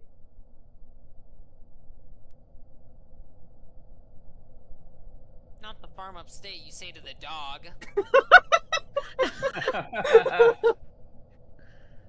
That only makes it more poignant. So we figured it was. There are two kobold-sized beds in the bedroom. You said that there was a rug in here, right? No. Yeah, I think you said there was a rug. Yeah, there was a rug during your I Spy game. No, there was not a rug. There was a rock. It said I thought rug. you said rock. I thought you said rug. I thought you said rock. Which was indeed what he saw. Okay, As there are never many mind. of us. No, there is not a rug. Okay, I was gonna say if there was a rug, Baxter was gonna curl up on the rug. That said, if you have an adventurer's kit, you've got a bedroll. Okay, bedroll. I do think I have that. Inventory. How comfortable is a kobold bed? Yep, I do. I have a bedroll. I set my bedroll down and curl up into like a dog ball and go to sleep. Okay. How about the rest of you? What are you doing? I'm gonna look at the other bed and be like, did he have a little girlfriend? The other bed is covered with the bones of birds and some old rusty tools. And, like, a pouch. She's still very dramatically gonna look at them and say that. With, like, a very sad look on her face. Truck, he might have had a partner. They seem very defensive about who else is in here. What? Well, there's somebody else in here? Well, every time I asked them, I learned that there was more things here. Boy. Hen is going to clear off this bed. Look, either way, they're not here now. And roll me a perception check. Uh-oh.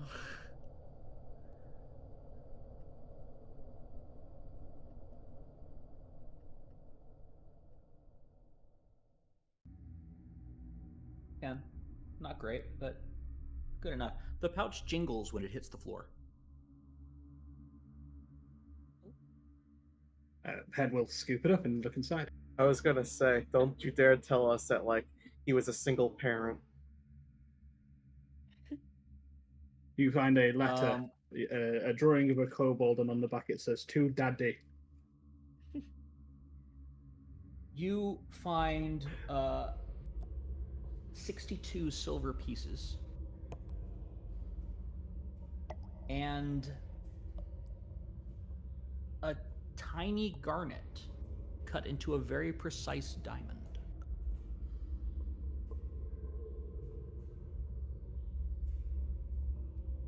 Evidently, I'm going to do what I should have been doing this entire adventure, and I'm just going to stick all this stuff in a journal, the party stash. Yeah, do that. Hen will just sort of like open it, have a look, quick count, vaguely estimate the price of the garnet. She's seen ones about that size that go for around 2 gold, probably, if they're really good. Go ahead and roll me a society check, I believe, is used for appraise now. Which doesn't make sense, but okay. It's knowing how much something will go for in a local market. Yeah, I just don't think the way they've simplified a lot of the skills. I like personally, not a huge fan, but anytime, I get it. Yeah, anytime you simplify skills, you're going to have to abstract some stuff. But in this case, you have no idea. However, roll me an intelligence check.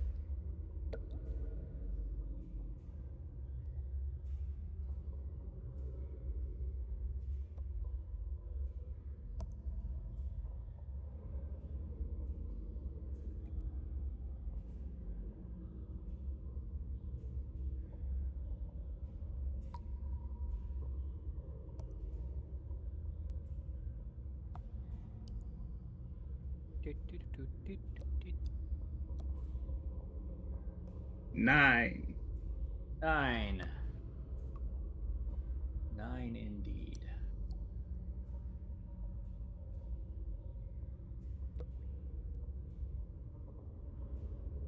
Would you say that 9 is generally intelligent and generally enough knowledge to know that whatever it is actually worth, that's probably what it'll go for?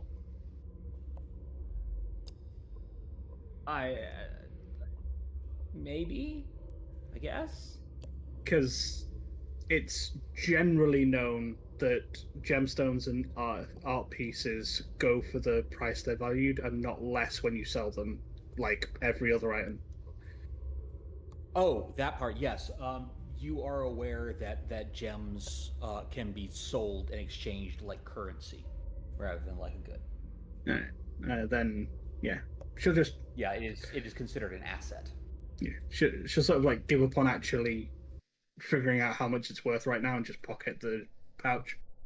Like in character, you'll need to find somebody who wants to buy the gem, and you'll need to haggle for price and everything like that. But yes, they are used as currency, just not like standard like coins are.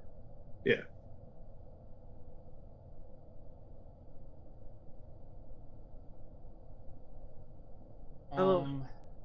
Hello, and you don't think he would have put any traps in his bedroom, will you? Well, now I feel like we gotta check for him.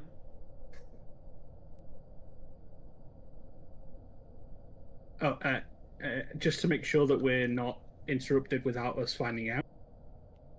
Hen is going to like pile up the bits of the trap that were behind the door so that it's blocking the door.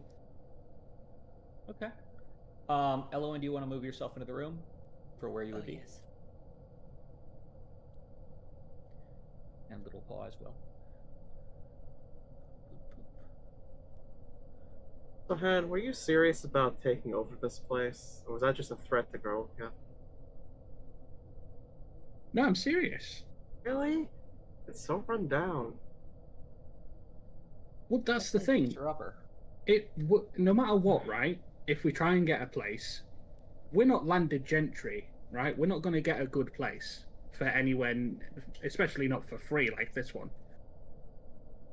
And so, technically in Andoran, there are no landed gentry, but there are rich people and poor people, which is essentially the same thing. Okay, then she'll say we're not rich people. Still, yeah. We're not going to get a house offered, that's any good. And what's left of this place is really well built. It's dwarven architecture.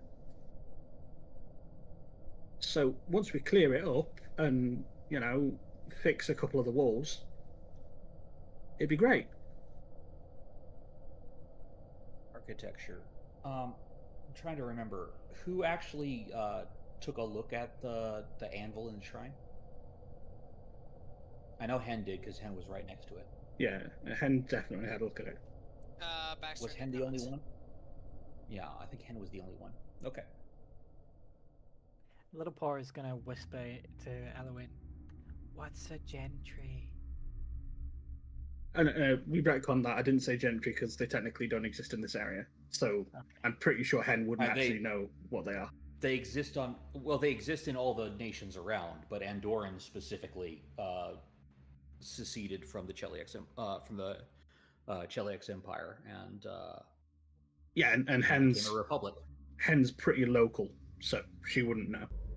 So much like other republics I could name, the oligarchs of Andoran do not call themselves by royal titles. I mean, think about the UK. We definitely have lords and ladies, but I couldn't tell you where any of them are. I mean, you still have titled lords and ladies, but well, isn't Prince Albert in the can? What? Sorry. Oh, I couldn't do this. What?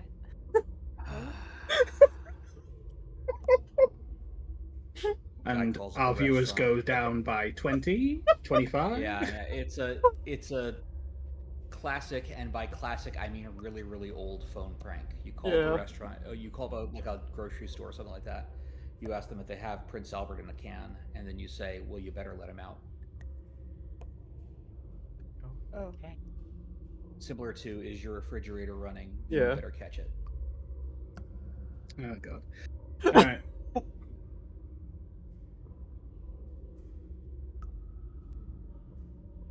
And down goes the view account. Yes. Yeah. So Hen's going to block the door so we can get our rest, and if anyone tries to come and check on this room, we will know because things will fall over. All And right. I Are you will setting try up to stack watches, it. or are you all sleeping? We probably all need to sleep. I'm sleeping. Little Paul Okay. takes watch. Okay. I mean, Hen will take a Uh, watch if we're setting watches, but Little Paul, which watch are you taking? As many as she needs to take to cover for the injured sleeping. Okay, if you do not sleep yourself, then you will be fatigued and have difficulties. so what we'll do is, Little Paul, you can take the first watch for 4 hours. Then you can punch Kara until Kara's awake, and Kara can take one, and then I'll take the last one as like the people who need that little bit extra get that little bit extra. Okay. Okie dokie. Does that sound good to Kara? Yep. But we should probably check for traps first. Okie dokie. We've already been in both of these rooms. Yeah, but we didn't actually lay on his bed or the one that's lit the bones on it. He might have put some traps in there. Well, I just cleared that bed, so Okay. Little Paul will check the room for traps. Okay. Little Paul, roll me a perception check as you check the room for traps. oh, and if you need any fiddly tools, we do have that thieves toolkit.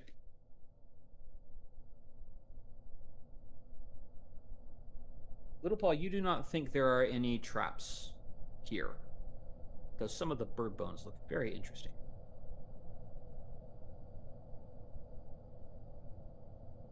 Interesting how? I mean, they're bird bones. That's pretty cool. She's gonna take one You're of the bird bones and play with it. Yeah, you're a ferret. I was giving you ferret things to do.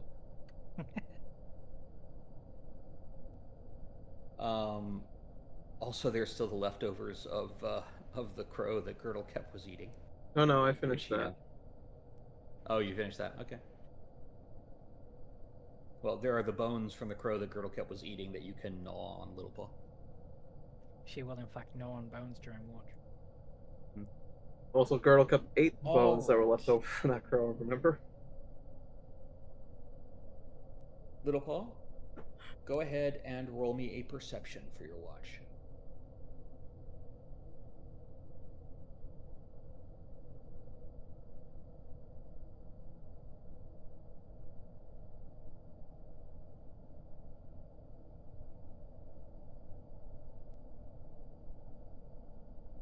It's a pretty good perception. Little Paul, about 2 hours into your watch, you hear a crashing noise coming from the north.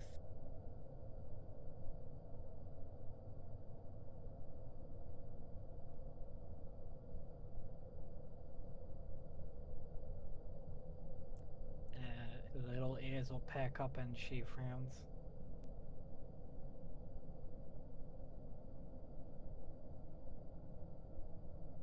Did you say from the north? Is that like where the wolves were? Yes.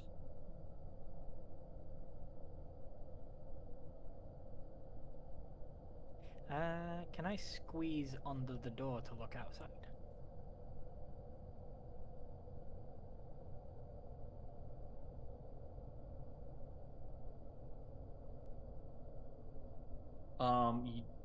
No, you're not. You're tiny. You're not fine. You can't squeeze under a door.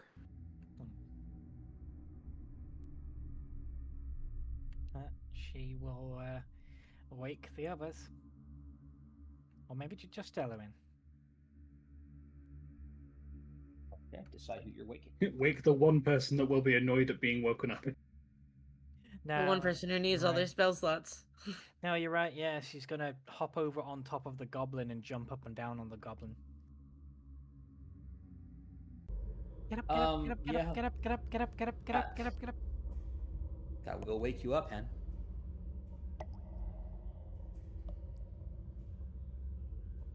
No, not the elbow. Wait, where? Huh? Forget it. What's up? What's going on? I heard a noise. Is that it? Just a noise? Like a really big crash.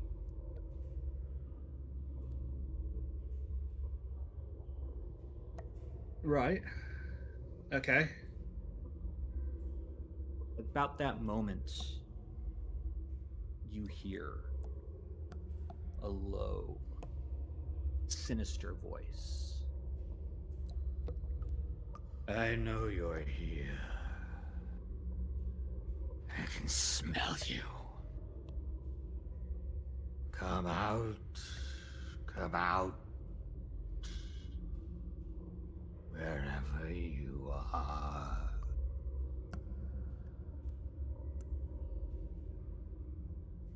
Little Paw is going to like shout out of the door, like at the door. Nobody's here.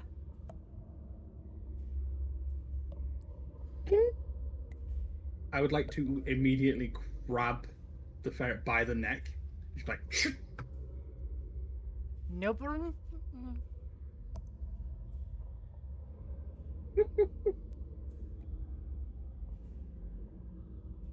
The doors in this tell them. place are old. Your rope did not hold us for long.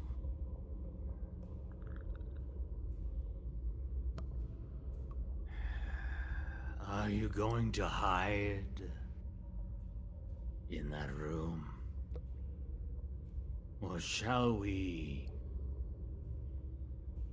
end this? Little Paw is going to like sniff at the air and see if she can smell what kind of creature it is. Okay, roll me a perception.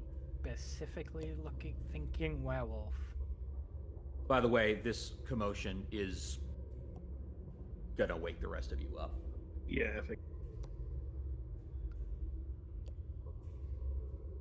I will note, however, that you can be awake without interrupting the rest that you need, as long as you don't do anything strenuous. Okay. Yeah, but the problem there is that this guy's not going to wait for us to rest. It's would seem unlikely, yeah. Little Paul, all that you smell is the smells that you've been smelling this whole time. Mostly mold, rot, dampness, a little bit of wolf.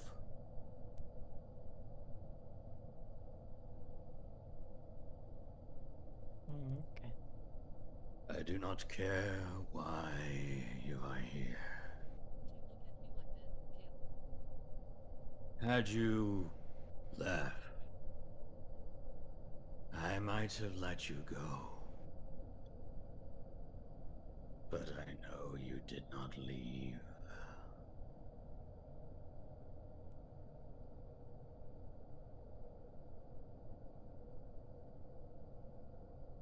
I have been assiduous in finding a home for me and my pack.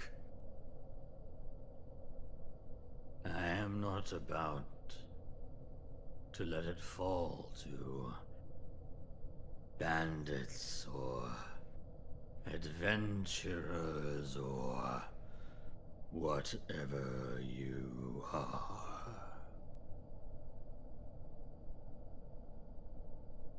Alright, Hen's gonna sort of like lean towards the door. Like, there's still a bunch of stuff in the way. She's not gonna move any of that, but she's gonna talk through the door. She's gonna say, "We're only here for one thing. We don't care about your pack. We don't care about you. We just need mushrooms very specific ones. We get those, we'll be gone. Deal? Elaborate. What We need specific ones? we need the iron mushrooms what grow on rocks near iron, usually found in dwarven ruins like this one. There is a patch that grows here.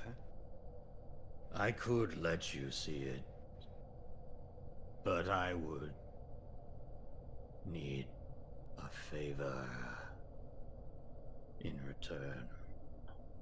Well, depends on what that favor is, but as long as you'd let us see it, take a mushroom and leave, we might be amenable. I have been finding a home for my pack in our little corner of these ruins. But we have not yet been able to clear out some of the creatures infesting it. There are 2 dark mantles. I would have them slain. If you're on about those octopus things, we killed 2 already. Interesting. And the Are you on about the swarm ones? of vampire bats in the tower. I'm pretty sure they're dead too. How efficient. Yeah, the only thing we didn't kill were rocks that ran away. Even the cobble mites. Well, then. That just leaves the kobold, and since you are in his room, and his corpse fills our bellies, I know he is no longer a problem. So you have done me a favor in expanding my territory.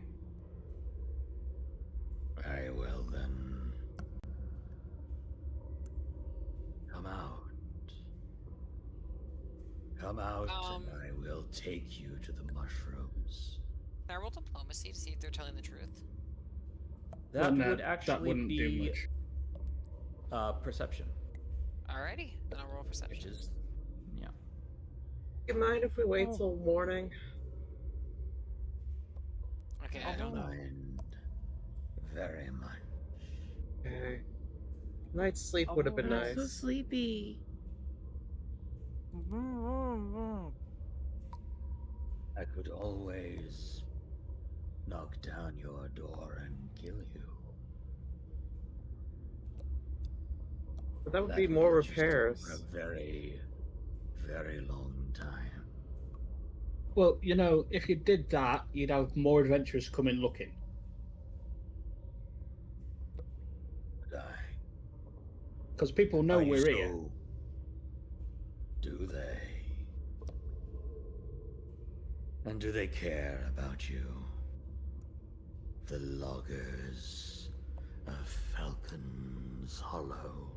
Yeah. I mean, Those the loggers might not care miserable- so much, but the people do, seeing as most of them are dying of a plague and we're the ones getting the cure.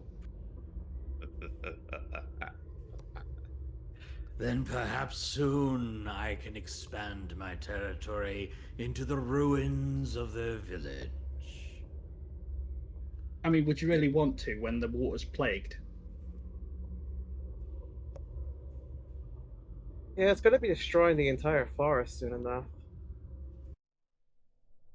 That plague is Is the infecting all the plague trees. so virulent then? Go ahead and roll me a deception check there.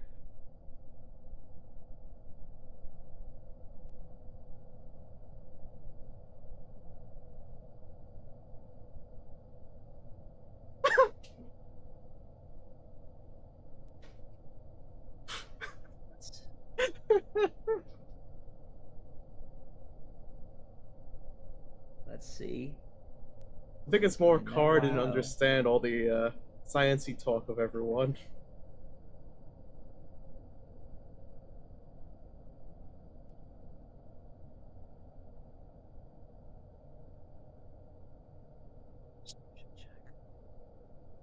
do this. Nope, can't do that.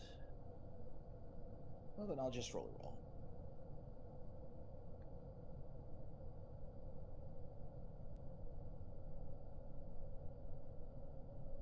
I do not roll a 1.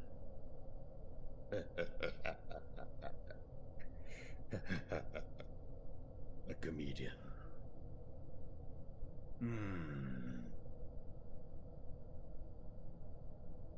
I wonder if you even taste funny.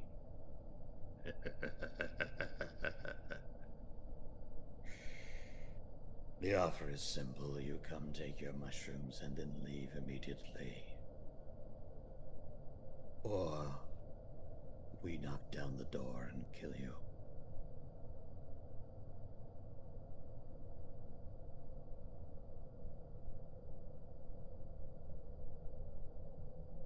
Can a little ball peek through the keyhole?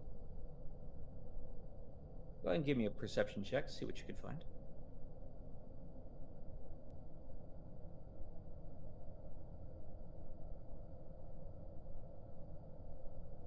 Damn. You see through the fabric of the universe and the weave, huh? Yeah, literally. You see Feels everything. that way. Nice. That's what you see, Little Paw. Oh. A massive wolf. Well, still a medium-sized wolf, but verging on large. What the fuck is that? That's a very good question. Why don't you give me an Arcana or Nature check? Oh, it's either a werewolf or an awakened wolf.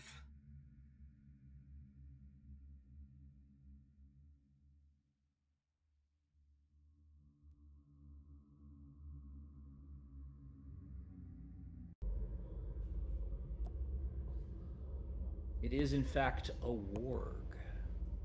What? A warg.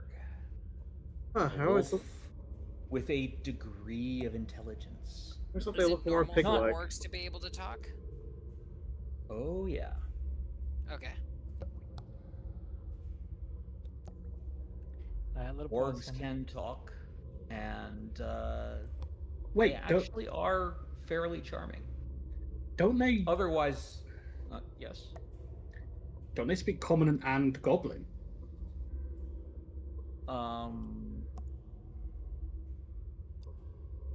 Little Paw's the one who rolled this. So Little Paw, you do know that wargs often do associate with goblins and orcs.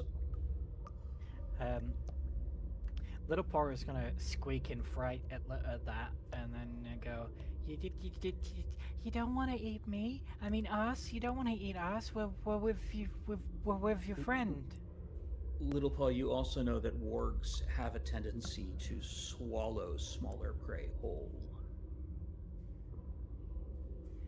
She's backing away from the door as she speaks now, to the safety of Elwyn's hair. She'll scamper up Elwyn's leg. Rex is well, not Rex. Sorry, Hen is going to be like, "What? What did you see?" It's a walk.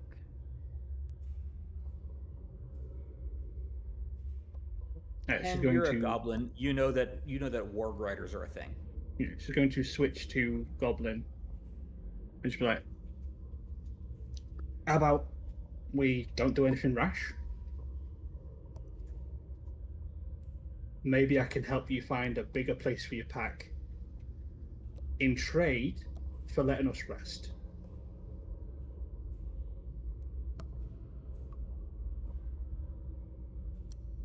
I happen to know of a pretty place already. I happen to know of a pretty big place, recently abandoned, just on the opposite side of this mountain. Roll me deception. It would be diplomacy. It's where she came from. Oh, okay, fair enough. It's only recently abandoned because everyone there got killed.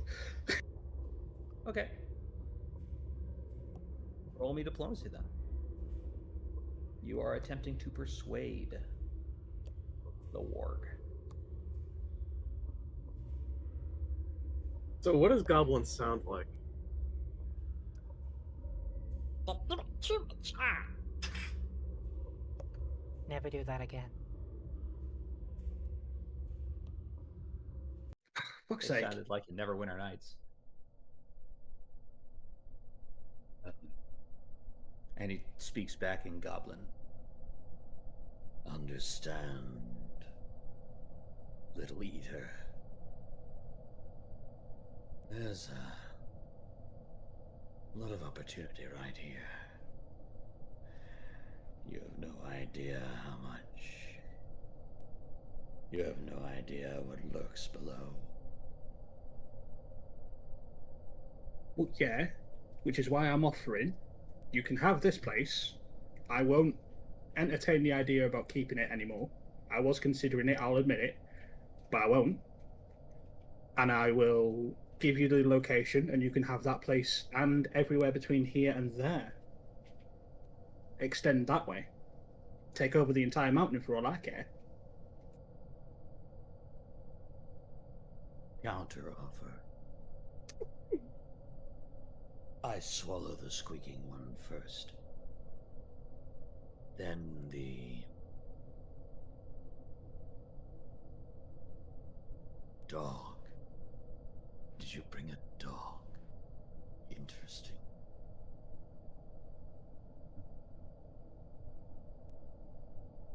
And one I've not smelled before. But then you, little eater. You goblins eat so much.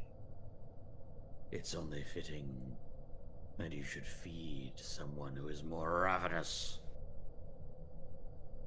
Right. I've had enough.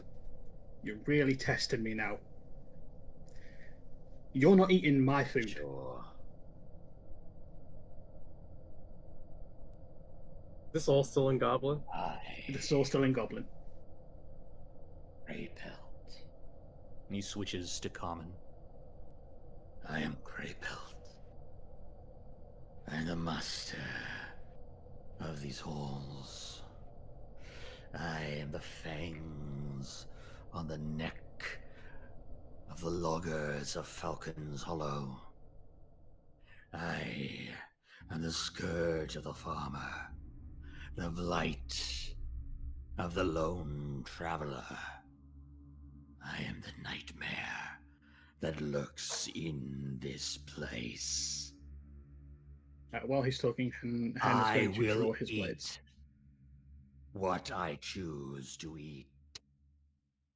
I will kill what I choose to kill. The only thing you are, Grey Pelt, is a rug waiting to happen. Right. Let's try this. What are we gonna get here?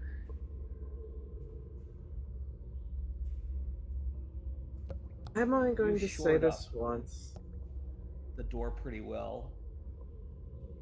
If I have Yeah.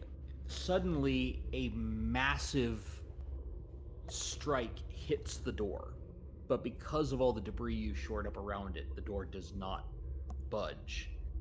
But planks do splinter off, and you see the just horrifying visage of the warg. I'm only going to say this once. If I have to come out there and fight, you will have a broken jaw, and I will wear it as a necklace. Your kin, your pack, will be my new gi. Do you understand this? I've had enough of people not taking us seriously. The kobold did that, and look what happened to them. They're in your belly. Little Paw is going to, estimating the position of the wolf, considering it's smacking against the door. She's gonna shoot through the new made gap. Little Paul, go ahead and shoot.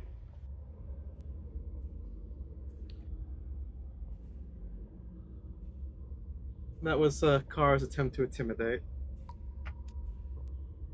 It's followed up by a bang, so maybe it'll Intimidation work. check. Yeah, go ahead and roll your shooting attempt.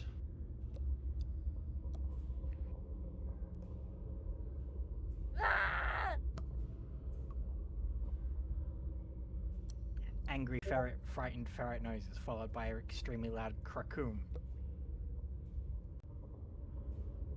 Tiny gun really does make a lot of noise.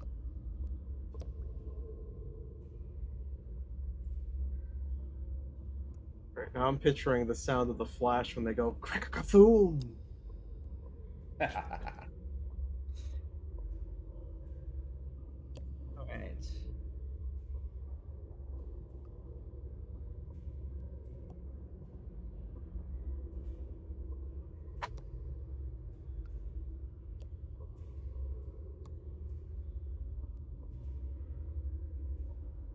All right. It is.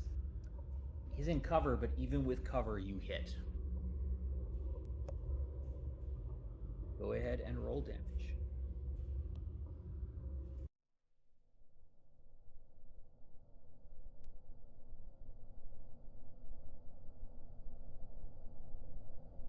Carl looks over approvingly of Little Paw. She's going to shout, "There's plenty more where that come from, stinky butt!" Truly, a mighty insult given to a cruel villain.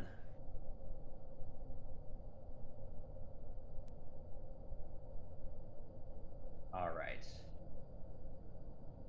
That is 4 points of damage.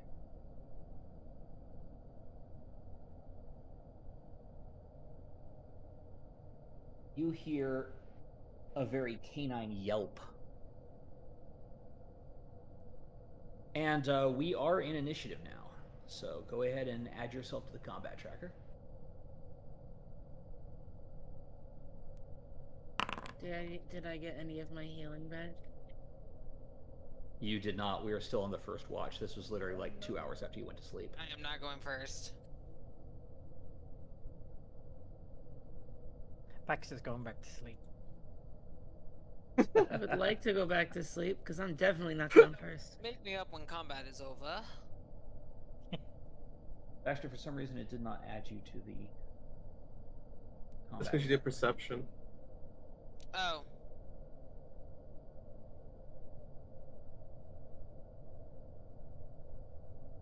Never mind. Ah, fine. Do you want me to keep the one? We can change it. We could, but no. Hen, initiative, please.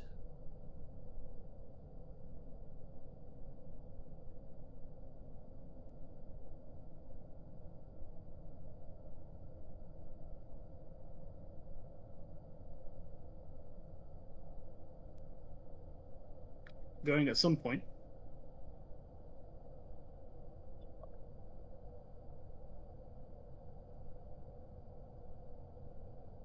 Eight. You hear the whimper, but he does not run. Although he is currently frightened 1. Oh, so the intimidation had some effect. Yes, your intimidation did have effect. He is now frightened 1, which means he will be at a negative as he attempts to break through the door again.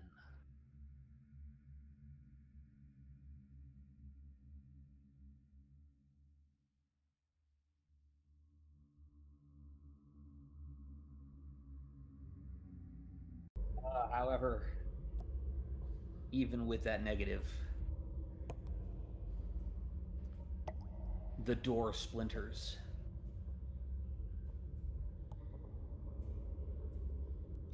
Debris scattering.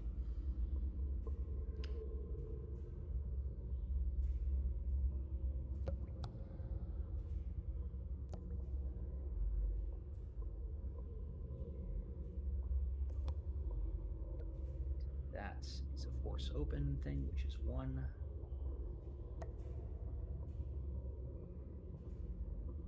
No one is in front of the door, so he will move in. That's 2. Wow, we really have him surrounded. Wouldn't that You be really his do. third? Because he attempted to break through twice. The first time was out of combat before. Okay, fair. Yeah. Just like I let Little Paw shoot out of combat. He sees the ferret with the gun. I said I'd take you first. And he will attempt.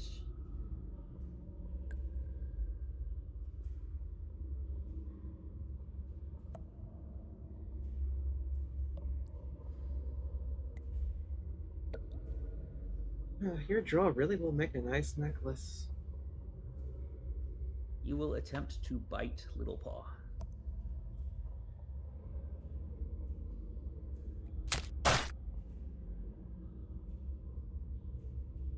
That is a hit. Which means, first of all, Little Paw.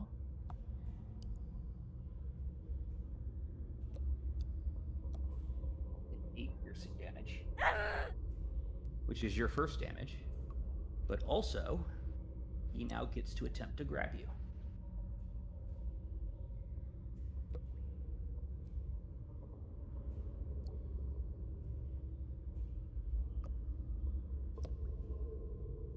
That is also success. Little Paw, you feel his fangs sink into you and hold you. Eloin, Little Paw is snatched away from your hair and is now in the fiend's mouth.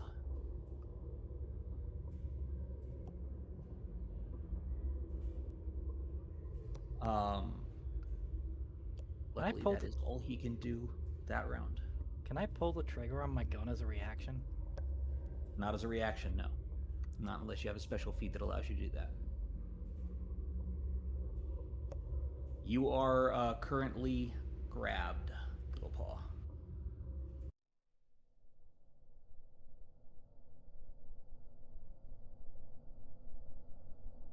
Is it my turn?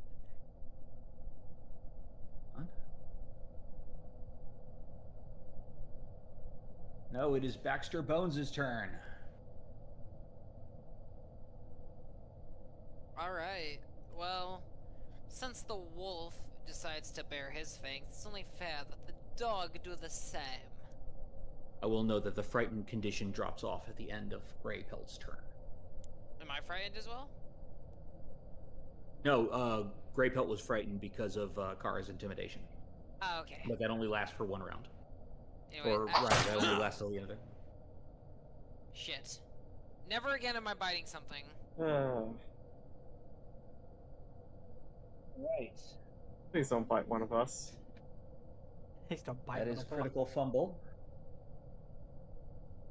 Unarmed. This attack grants and triggers a trip or shove as a reaction by your enemy. He is definitely going to attempt to trip you.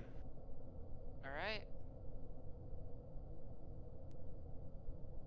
Is it a reflex save? It's not a save, it is against your reflex DC. Alright. So... Please miss, please miss, please miss. That does not miss! That does not miss. Alright, I am prone. You are and I think prone, that ends my and you turn. you take some bludgeoning damage as you fall. Okay.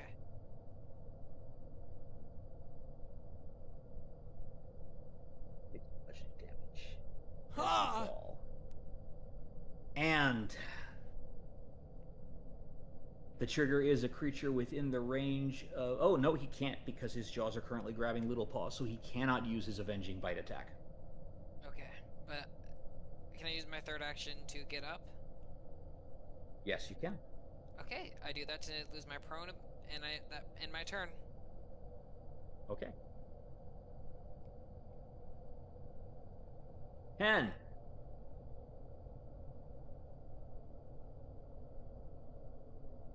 All right. Well, I did warn him. You did.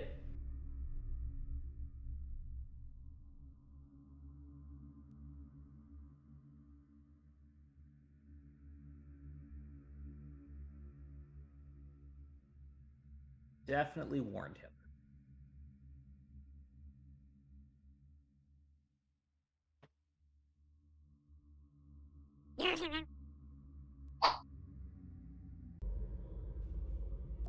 $17 hit him.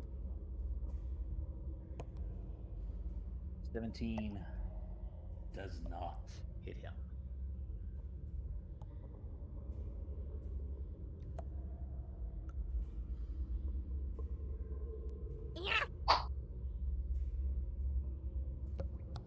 Jeez.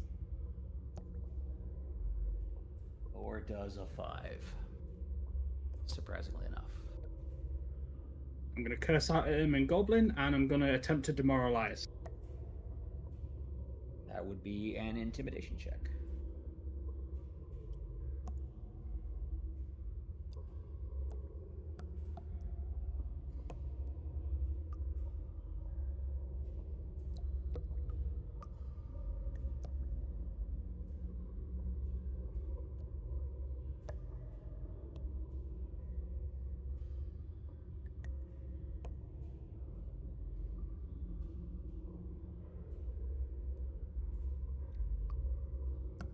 Okay. I mean, In I this know case, he he does speak understands your me, language, but... so there's Oh there's. my god, really? Unfortunately, you do not. It was a demoralize 19 and the then ward. rolled to 3. I know. Dice today have just hated my ass. Yeah, they kind of have today, haven't they? Luckily, fortune always changes eventually. Kara. I mean, not if he kills me this has- turn. Well, then your fortune would not have changed that quickly. Fortune can't change if I die. Yes. Kara, he has light cover from you Just like him. because you're around the corner of the door, and you have the same with him. Well, Kara's gonna use Fury of Blows. Okay. Pardon me. Okay. She's gonna use her Dragon Tail. Okay. I forgot to target him. Oh, that is a crit.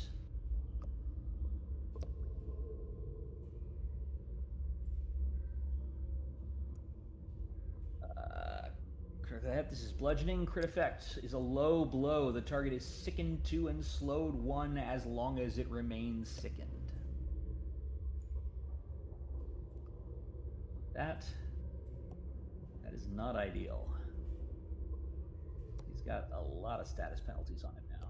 I told you, I will be wearing your jaw.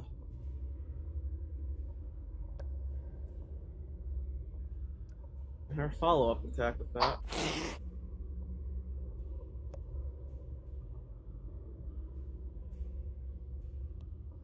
That will unfortunately miss. But you still get to roll... Oh, you did roll the damage from the crit. It was 26 damage. Wow. That is significant.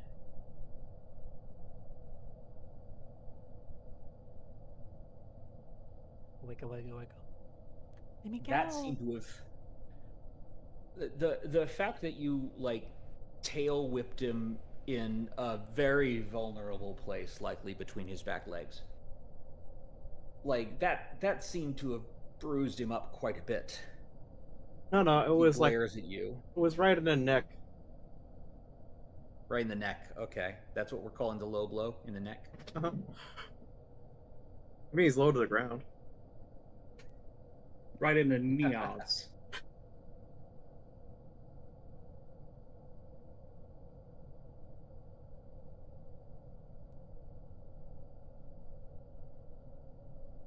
He grunts and he growls around Little Paw, who's still in his jaws. I will not fail. I will kill you all. That was your flurry of blows, which is 1 action. What do you do now? She's just going to do another Dragon Tail. Okay, this will be at the MAP. Damn it. Nothing doing that time. And your third action.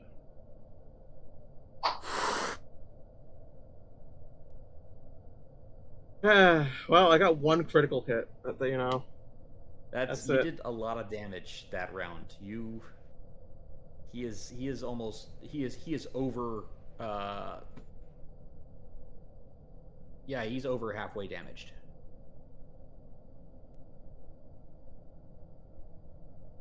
That hurt him a lot. Elowen. Indeed. The warg just got tail whipped in the neck. Oh, the warg's not in the Indeed. combat initiative.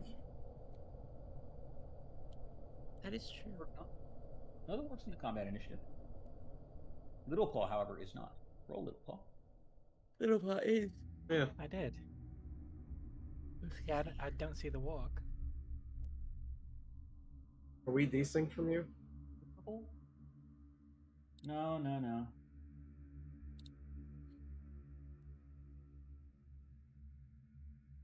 Just for some reason.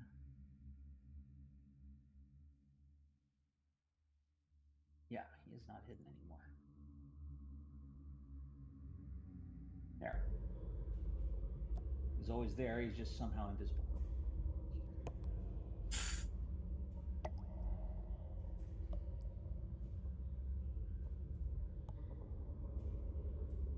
All right.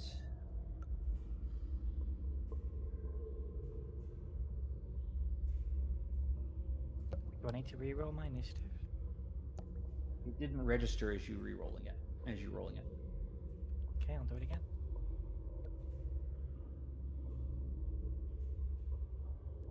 That would have actually made it right after him. So, yeah, let's go ahead and have you go now, Little Paul. You are in his jaws and grabbed. Since I had my gun held, can I still fire it? So, you're held in place by another creature, giving you the off-guard and immobilized conditions. If you attempt a manipulate action while grabbed, you must succeed at a DC 5 flat check, or it is lost. Roll the check after spending the action before any effects are applied. Yeah, you're incapable of movement, but you can still fire. Keep in mind, though, that reloading is a manipulate action, which means you will need to make a DC 5 flat check each time. No, she's gonna fire. Since she's in his mouth. Yeah, was your pistol loaded? It's still loaded. Okay. Because it Then didn't yes, fire double you can. barrels last time. Okay, then you still have one bullet left.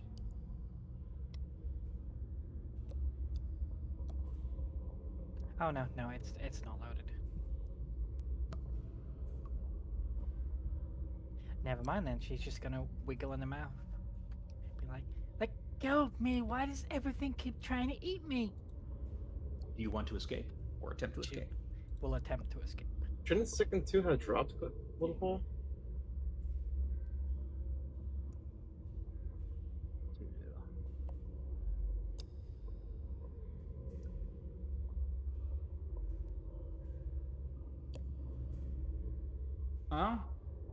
Actually, so no, but also he can't use his swallow whole maneuver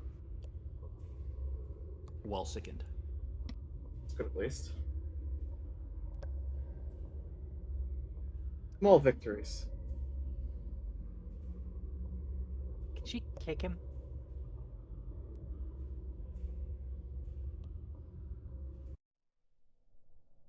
I mean, technically, you could try and eat his tongue. You can attack him with an unarmed attack while you're in his mouth, or you can attempt to escape, which would be athletics or acrobatics against his DC. She is going to thrash violently. Because she is far too panicked to think about escape right now. Okay, then make me a unarmed attack.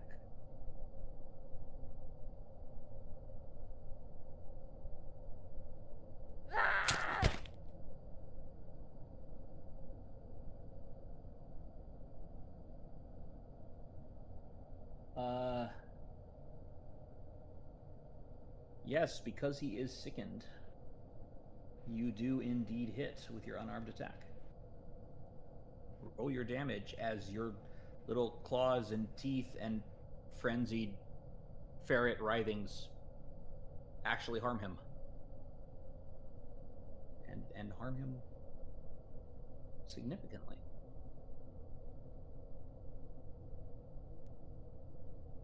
He's not looking great. He's still up, though. Okay, now we go to Elwyn.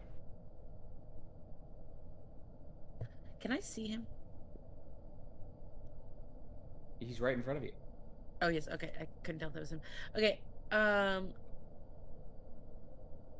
Can I grab Little Paw back? You can. Okay.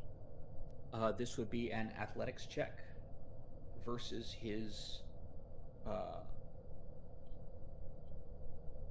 athletics DC. Okay. Not gonna do it. That will not. You try, and I mean, he's a giant wolf. He's got an iron grip. Yeah. And you're worried if you pull any harder, you'll hurt Little Paw.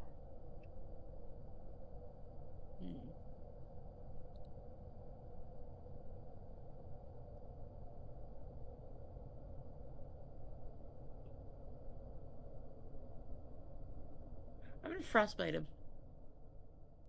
Okay. Yeah. So he's gotta roll the DC 17 save. Normally, casting a spell right next to him would invoke an attack of opportunity, but his attack is a bite, and Little Paw is in his jaws. Yeah. So he cannot right now. Oh, there it is.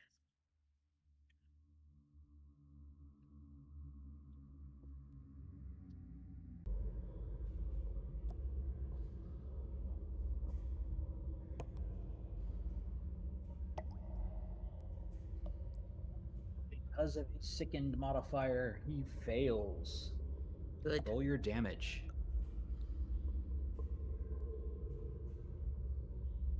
Nice. As the frost rolls over him, freezing the tips of his pelt, he is... Yeah, he's looking very, very bad. But Maybe it he is shouldn't now have his come turn. for us. Maybe he shouldn't have. This may not have been as good an idea as he thought. But he is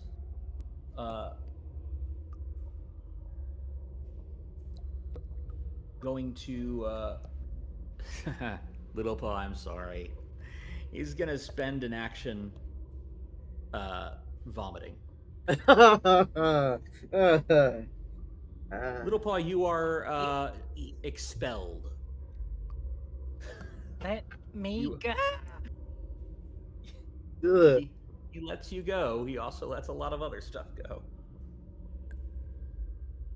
There comes the kobold. Yeah. Little Paw, you are covered with stomach bile and kobold meat. And you are no longer grabbed. Alright, because he was slow to the beginning of this round, he only has 2 actions this round. He's very upset.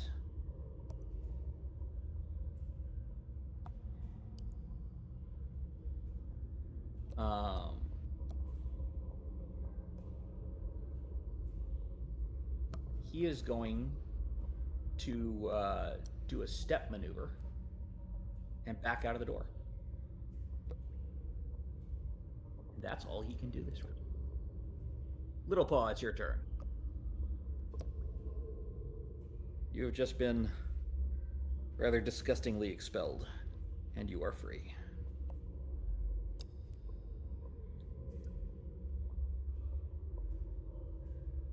Little Paw is going to charge after him and under him and go for the nuts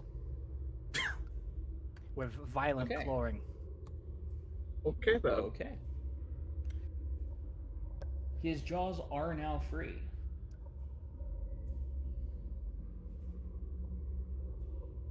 Which means... Yeah. Go ahead and roll your attack.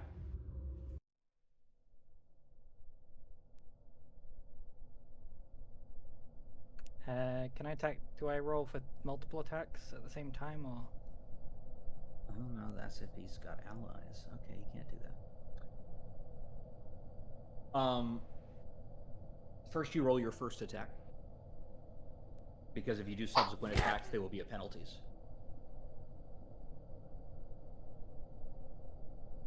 He dodges, dancing from paw to paw, avoiding your horrible bites. That is one action. You have two left. No, I'm sorry. That is two actions. You have one left because you also moved.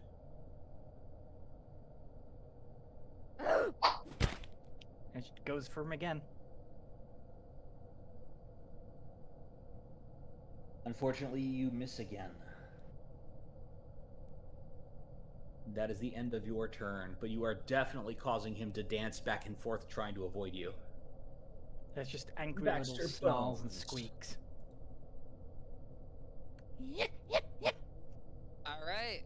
Can I shoot him from here? You can. He will have cover from you. Okay, because in that case. he's behind the corner. Now he does not have cover from you. Alright. Reload as my second action. And... However, yeah, Oh. he can get a attack of opportunity against you.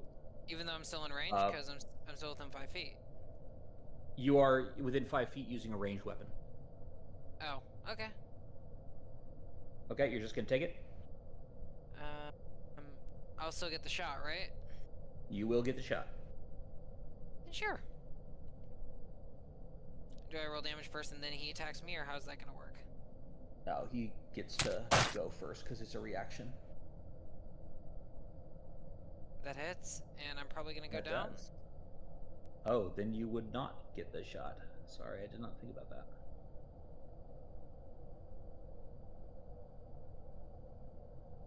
Yeah, that's gonna hurt. Alright, yep, I'm downed. Baxter Bones is down. Again. Again. Sorry, Baxter Bones. Hen. The good news is Baxter Bones is no longer blocking the door.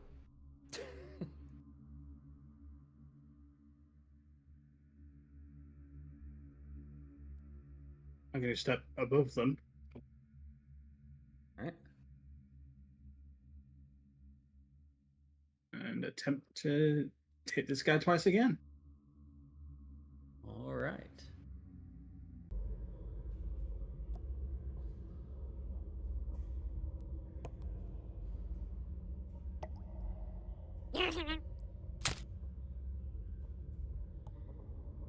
Does 19 hit him?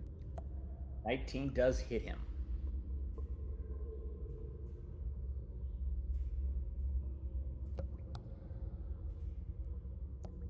Takes 5 damage. He is hanging on by a thread. He is bloody. He is battered.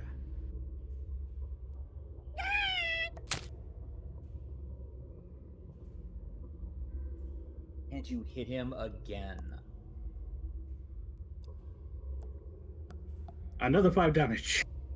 Hen, describe how you kill the warg. Seeing him take down Baxter, I'm going to step over the dog and lean in with one sword, just like stabbing into his flank, pull it back out, and be like, in Goblin, I told you, you're mine now, and then just bring it up under his chin, and the blade up into the, like, through his neck, into his head.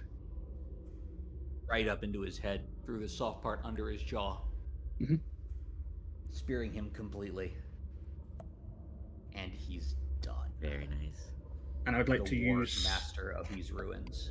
I would like to use the leverage to sort of like move him sideways so that when he falls, he doesn't land on a certain bitey little creature. Yes, luckily the bitey little creature is also very athletic and flexible, so we're not gonna deal with that.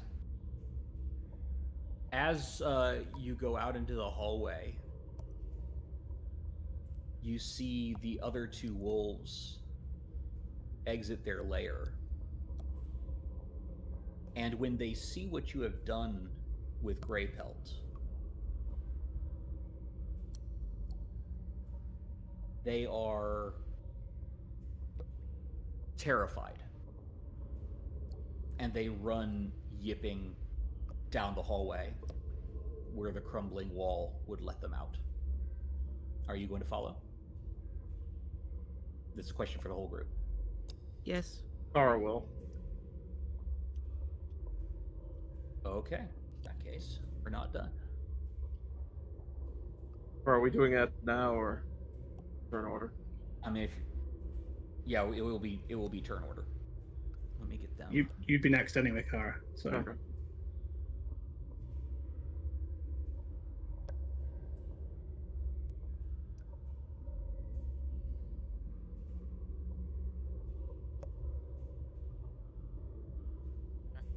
We're not gonna let this thing get away, right?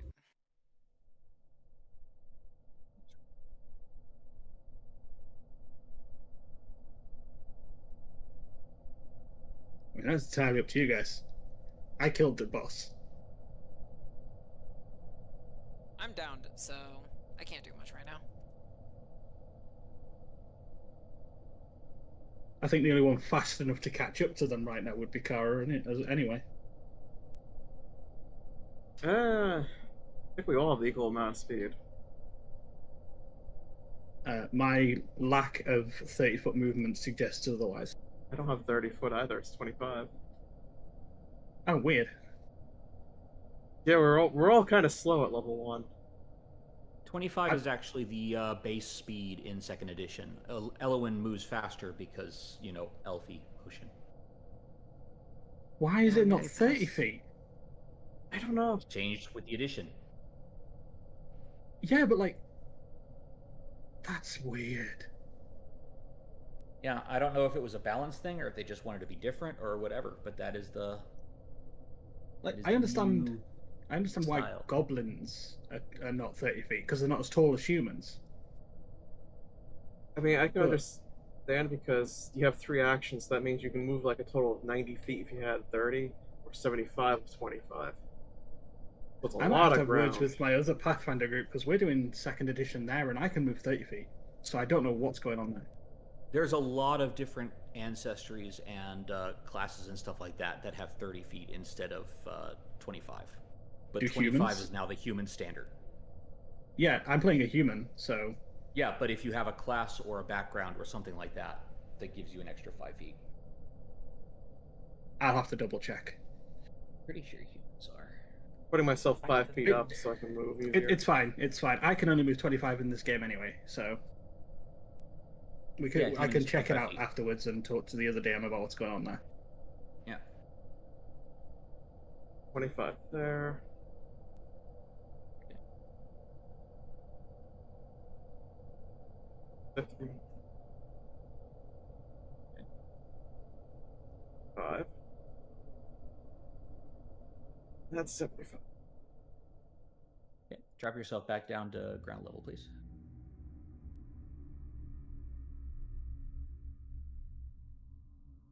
Right. Elowin, what are you doing? Are we still in combat? Yeah, we are. You're in combat rounds because you're pursuing the wolves. Or some of you are. Let me see. If Baxter's down, but is he able to drink the healing potion? You can pour it down his throat. Okay, we'll do that. Open up, Baxter. Glub. Okay, it's an action to draw the healing potion. It is an action to pour it down his throat.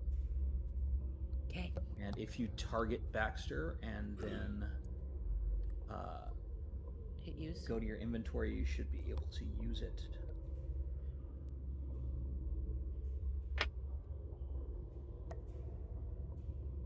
Right.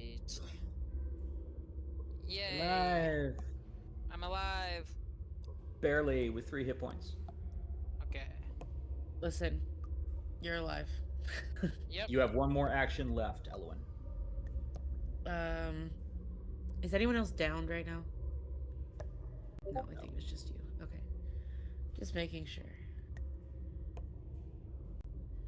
I guess I'll start moving out of the room.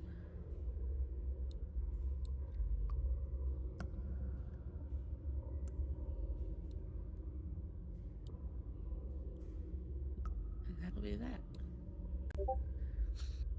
Paw. You are unswallowed, though rather sticky and disgusting. Little Paw is just going to stay in place, trembling, That's fair. and that is turn. Little Paw is just going to stay in there, just trembling. That is a fair reaction. It was a harrowing experience.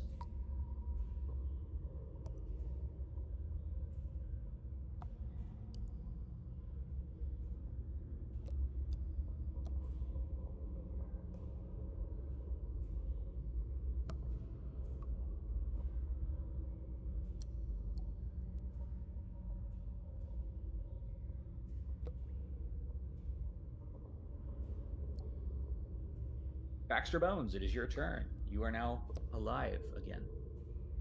All right. Baxter Bones is going. You might want to.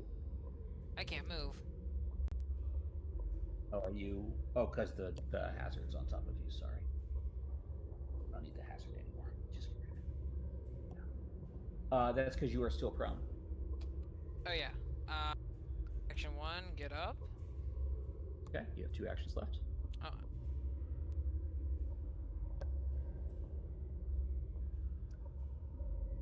Still not letting me move.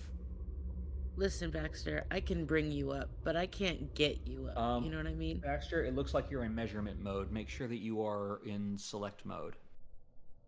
That is the box with the 4 corners at the very top, where it says select tokens. Huh? Sorry, what? I'm trying to figure out what you mean. Okay, 4 on corners at your the top. dashboard on the left side of the screen, token controls, the one at the very top, and then the other one at the very top, which is select token. Because it looks like you are in measurement mode. Now you should be able to move. There we go. Alright.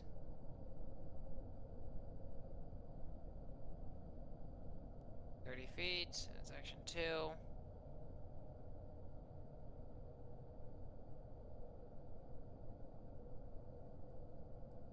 Action 3.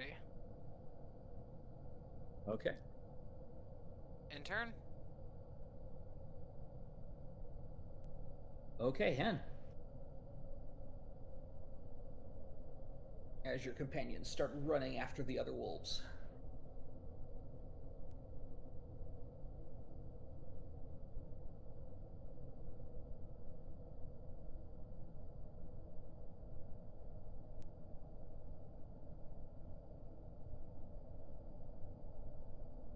What's the circle here?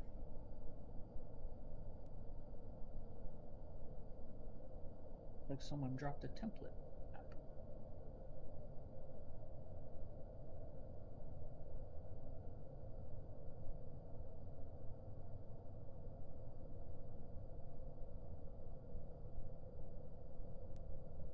Look at Hen being smart. Yeah. Question. Mm-hmm. Opening this door, does it count as a full action, or am I able to do it as I'm walking? Interacting with the door is an action, but the other one is already open. Oh, the other one was open. That's 25 extra movement.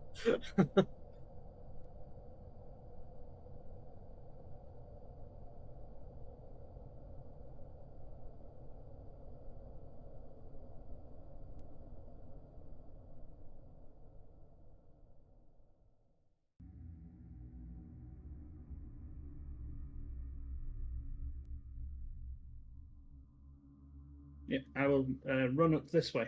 Sorry, I didn't say anything there. I'm running up this way, knowing that the wolves are probably going to be cornered to the area that's rubble. All right.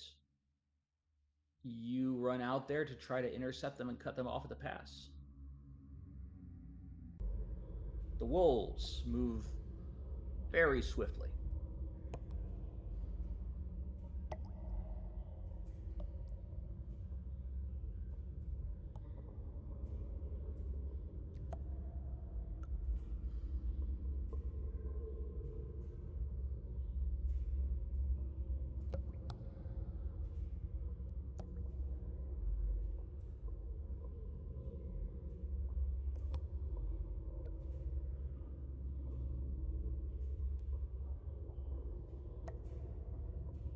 They are running at a full tilt, terrified.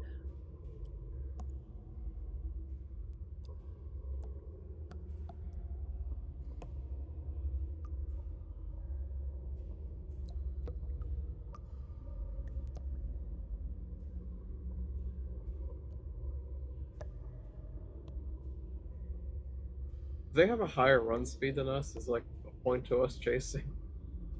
I mean, they're wolves.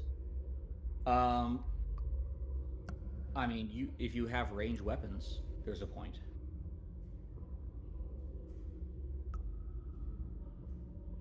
But if you just have melee, they're gonna make it into the woods. Gara, it's your turn.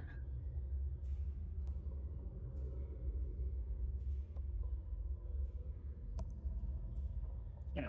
Heads up. Little boy stepped away for a moment. Okay.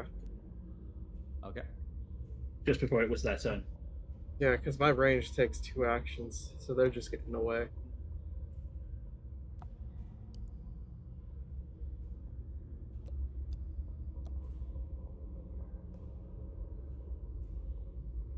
Well, I think it's safe to say they've gotten away.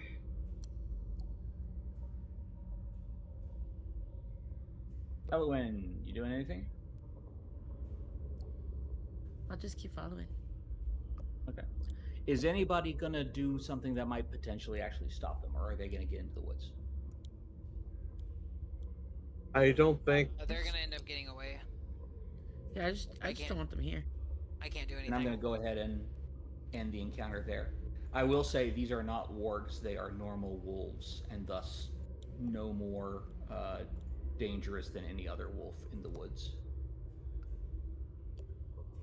like mechanically with I'm mad at them because they interrupted my sleep. Pathfinder's changed the run speed for characters. I don't think there's anything we could do. Not to catch up with melee, but I mean it's the same thing. Like in this edition, wolves have 35 speed. In Jesus. first edition, they had 40 speed. So like in both editions, they outrun you by 10 feet per movement. And when you multiply that by a dead run, that's 30 feet they're pulling away from you every round. Pretty sure they also had like feats to avoid exhaustion from flat run when humans did not to and stuff.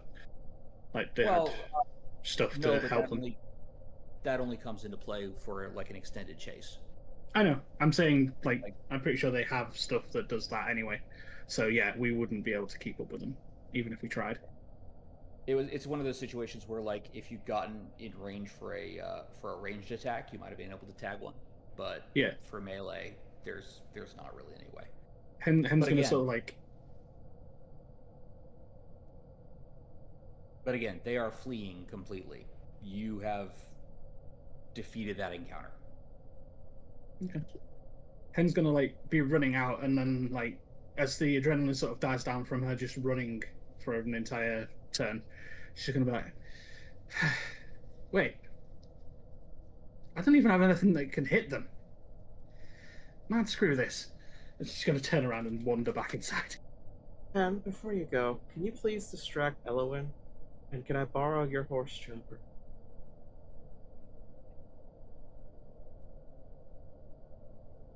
Why? I have a promise to keep. I mean, I don't think she's gonna care now. I have a feeling she's going to be annoyed about respecting the dead and all that. Well, technically, he's just a beast, isn't he? Intelligent, but yes. Well, I mean, depending on how you measure it, those wolves were the more intelligent ones.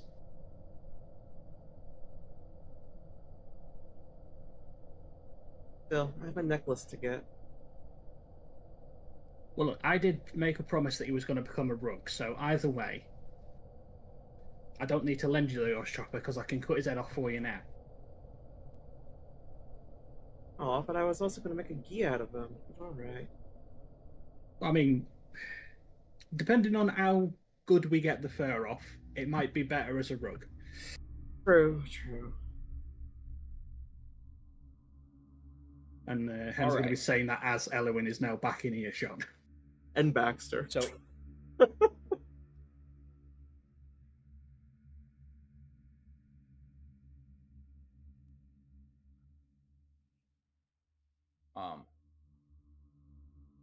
I'm assuming that the rest of you are going to go back to sleep at this point. Yes. Yes. No. Okay. No? Little Paul will never sleep again. Little Paul requires wash. There is a well. I can dunk you. There's a rope I that can water- attach to you. That water's quite a ways down and fairly stagnant. There's also this water. Yeah, she'll dive into that water. It's cave water. This does not matter to her. It looks like just pond or swamp water. It's basically a pool of water that's just kind of leaked in there.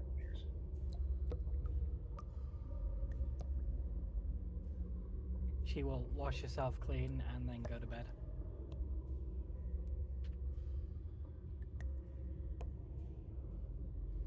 All right. And, like once everyone's gone to sleep, because if it's not her watch now, she's gonna like nestle into Elwyn and like get in right up to her, just like hide in her clothing. All right. Otherwise, just like, it's okay. It's okay.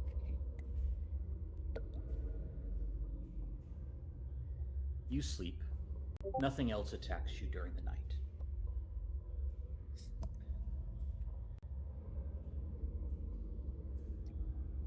Back in Falcon's Hollow, the total number of dead is now 8. What was the whole population? The total population of Falcon's Hollow. I actually have that information. Look that up. Because if the total was like 20, that's a lot. But if the total was like a few hundred, okay, there's still a Actually, chance. a lot. 1,400. Okay. But there's still people left there, at least. There's still most of the citizens left there, but like 8 families are in mourning now. Yeah. Our mission's not a Unless complete they all loss came yet. from the same family. Jesus.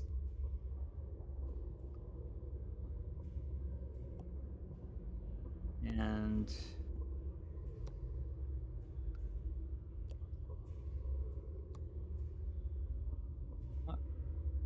Oh wait, I healed, next- so I get rest, right?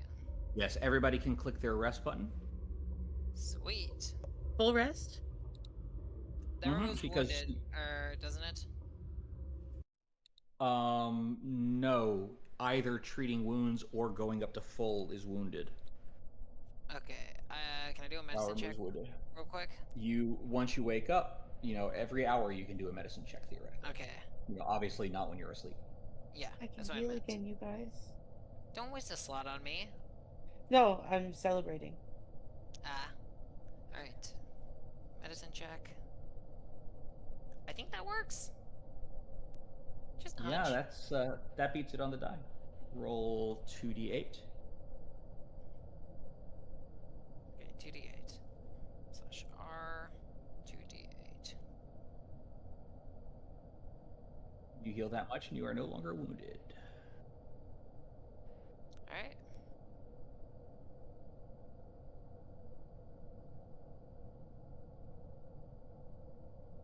Right.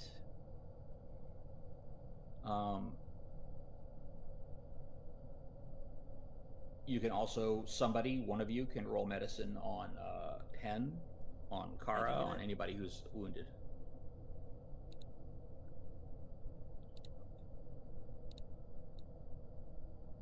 Okay, Huh. so for him, A long rest only gives 1 hit point. At first level, yes.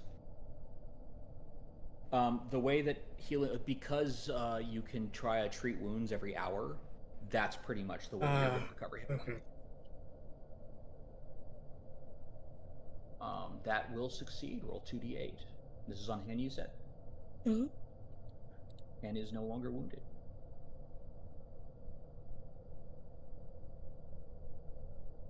And then who else is And wounded? Hen is healed. Or is that like a little over half?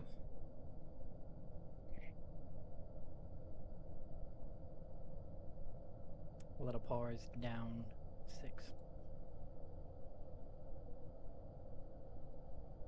Okay, so for Kara. Never mind. I None- can't help you right now. Yeah. What happens on a critical failure on a treat wounds check? Let's find out together. Who shall did we? you heal? That was Kara. Yeah, that was Kara. Sorry. Yeah. Roll a d8. Oh no. Oh no. As you unfortunately botch the healing.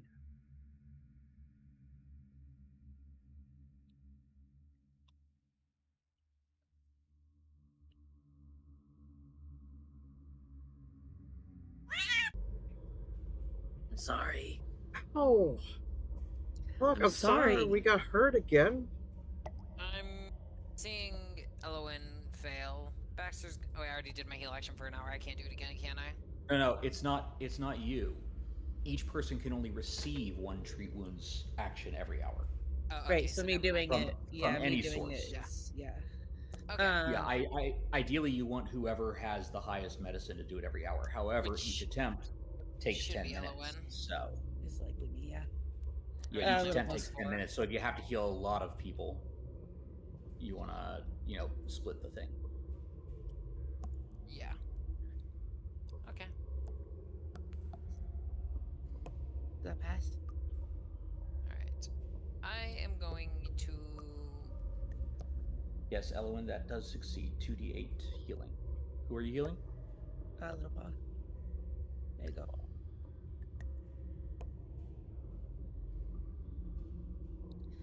Kara, remind me in an hour.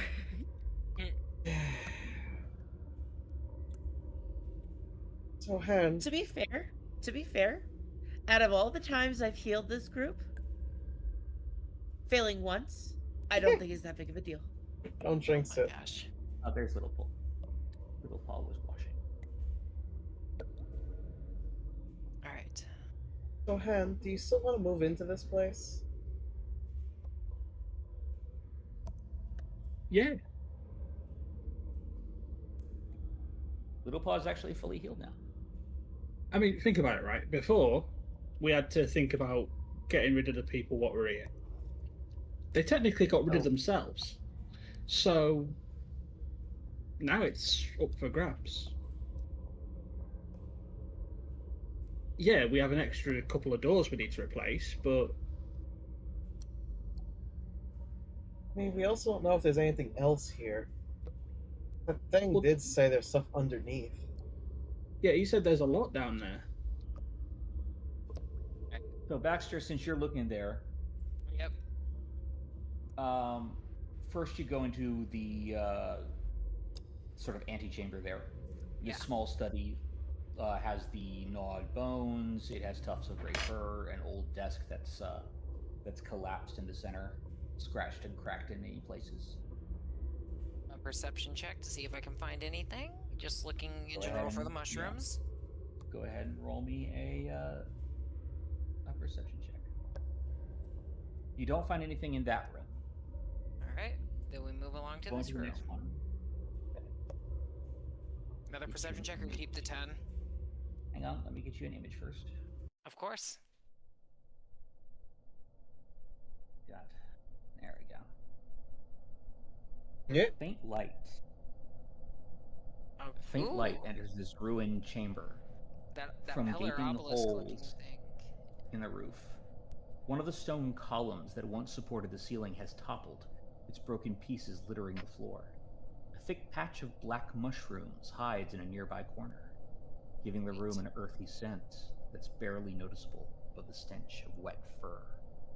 Alright, I will go collect the mushrooms. Do I need to roll nature to grab them? No, they're mushrooms. You can just grab them. Okay. Wait, do we know if they're... I'm gonna do nature to make sure that these are the correct mushrooms, and I'm not about to go grab Okay. poisonous mushrooms. Roll nature.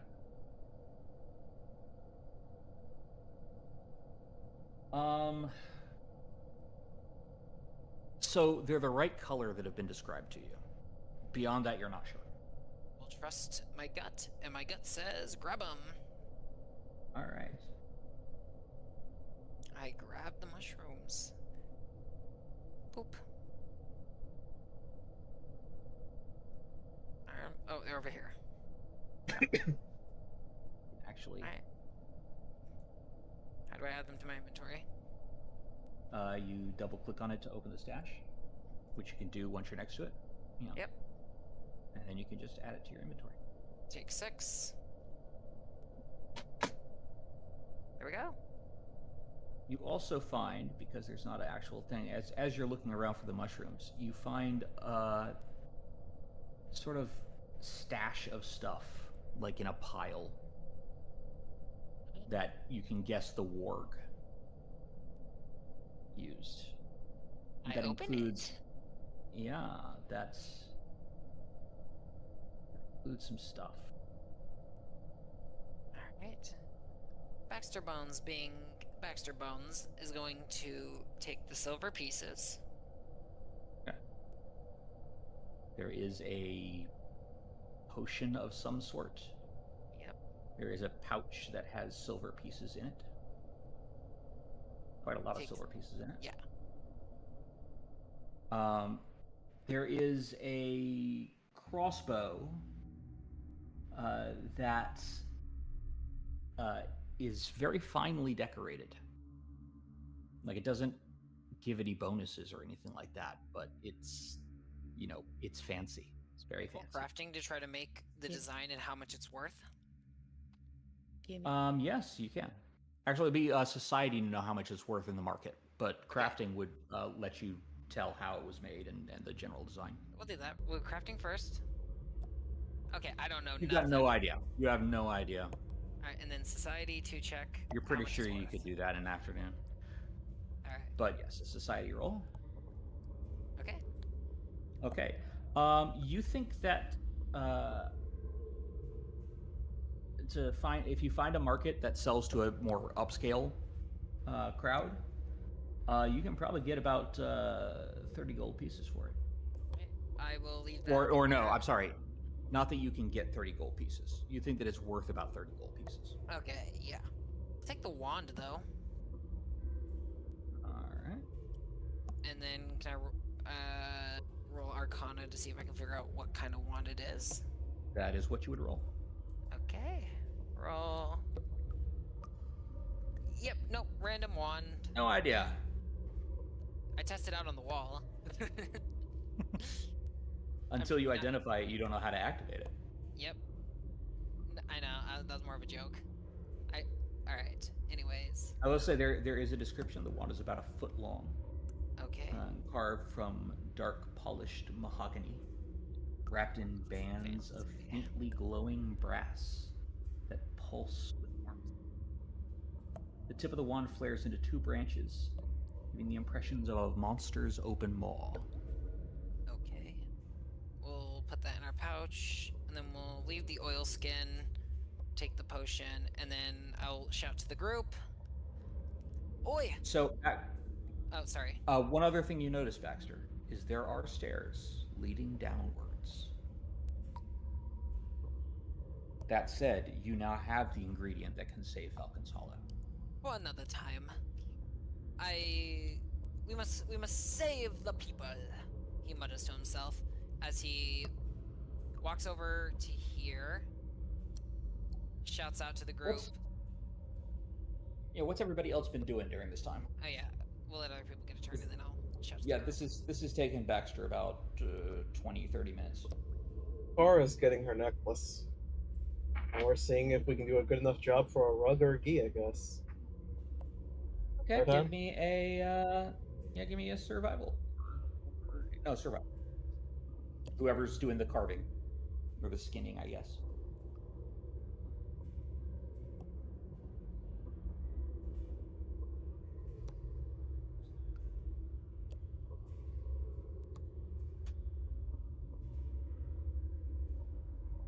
I mean, do you try, Kara? Tara will try if you're not there to do it. I mean, I'm there, but thinking about it, Hen's not very good at skinning beasts. Tara's not much of a crafter. Well, in this case, you don't have to craft it yet. You're just trying to get the hide off in one piece. So that's going to be survival. Which I have a -1 on, so. I've got a 0. That's the... 0 is better than -1. I will aid. That way I don't have to worry as much. If only you had some sort of, like, I don't know, wood elf of some kind. The problem is that I don't know if the wood elf would actually help us in what we're trying to do. If only you had somebody with a +7 to survival. If only you had someone who was a skilled and dexterous rogue. Yes, we'll have a little paw carve. Hen's gonna sort of just sigh and be like, "Mom."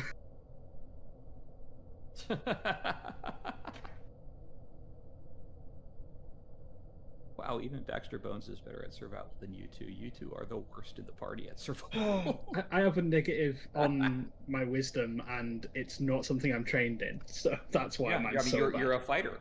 Yeah. I mean, my survival is different. Besides Elwyn, look what's having a positive survival has gotten everyone.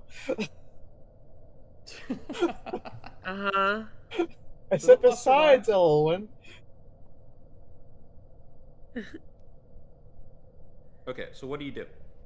Mom, come skin this big wolf. Who's mom? I figured if I went with it, you'd just go along. I'm talking about you. Yeah. Okay. You're the ones that keep calling me a little green child. That is true. That's fair. Okay, where are you guys? Down the hall.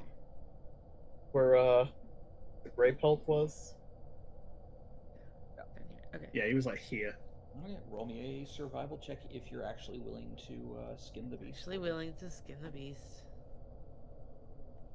Right. 17. It is not a perfect job, but it is a decent job. It's a pretty good job.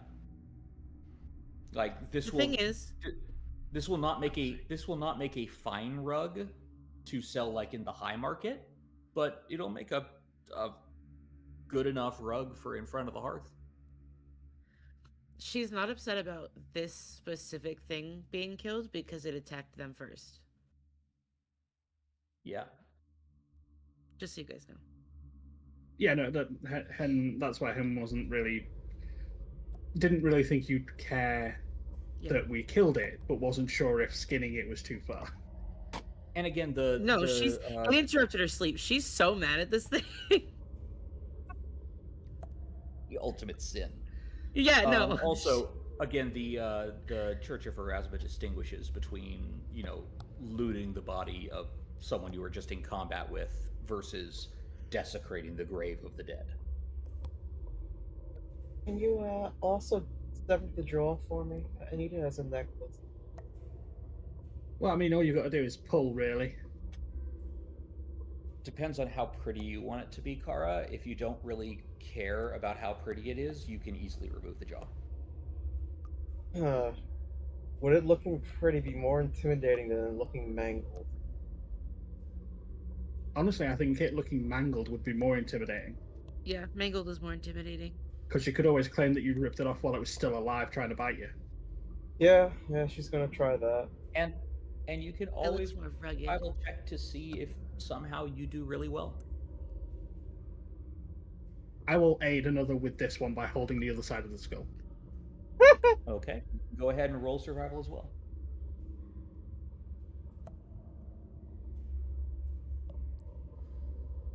Well, Emboldened by watching the skinning happen, she's going to like really put her absolute all into this. Okay. I got my one good crit of the day, and that was that one hit on it. And the rest of these And rolls, that's the best I'll ever roll on survival. You actually do add a plus 2. Total of a 10. It's plus 2.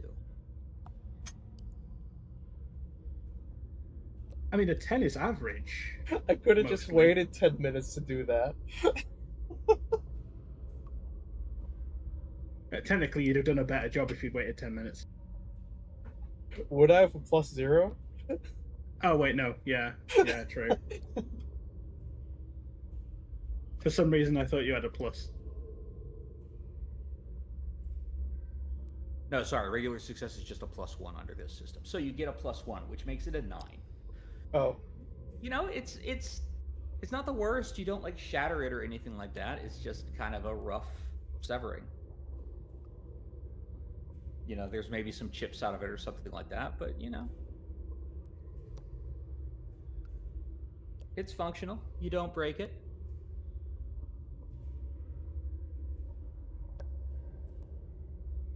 All right. What else are people doing while you are here? Hen is going to... Baxter, I'm sorry. Baxter, we go back to you. About the time you finish with that is when Baxter calls out. Oh, yeah. I call out and I say, I found the I found the mushrooms, everybody. I believe we are good to go now. Well, then let's get back and start saving people. Also, I slowly, while encumbered, walk over to LON and hand her the crossbow in my hand. So, request trade. I think is how I do that, right? Yes, I believe so. Celestia, player, request trade, Celestia. Alright. You should get a little notification so I can give you the item. You want my current one to sell? Nope. I don't have the storage for it. Oh, fair. Alright. Yep. There we go. Accept. And it's not particularly well balanced. It won't give you any kind of bonus to attack or anything like that. It's just really, prettily made. It's pretty. Yeah. Baxter literally just walks up and is like, "Here, take this." This is the kind of thing that probably would sell on the high market to rich people. She takes it and her eyes widen and she looks at it and she goes, "I would look like such a pretty fairy with this in the woods."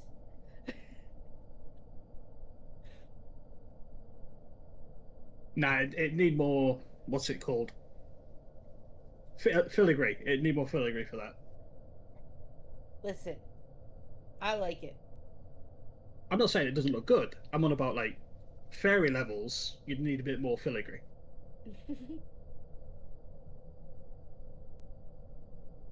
Or at least glitter. Can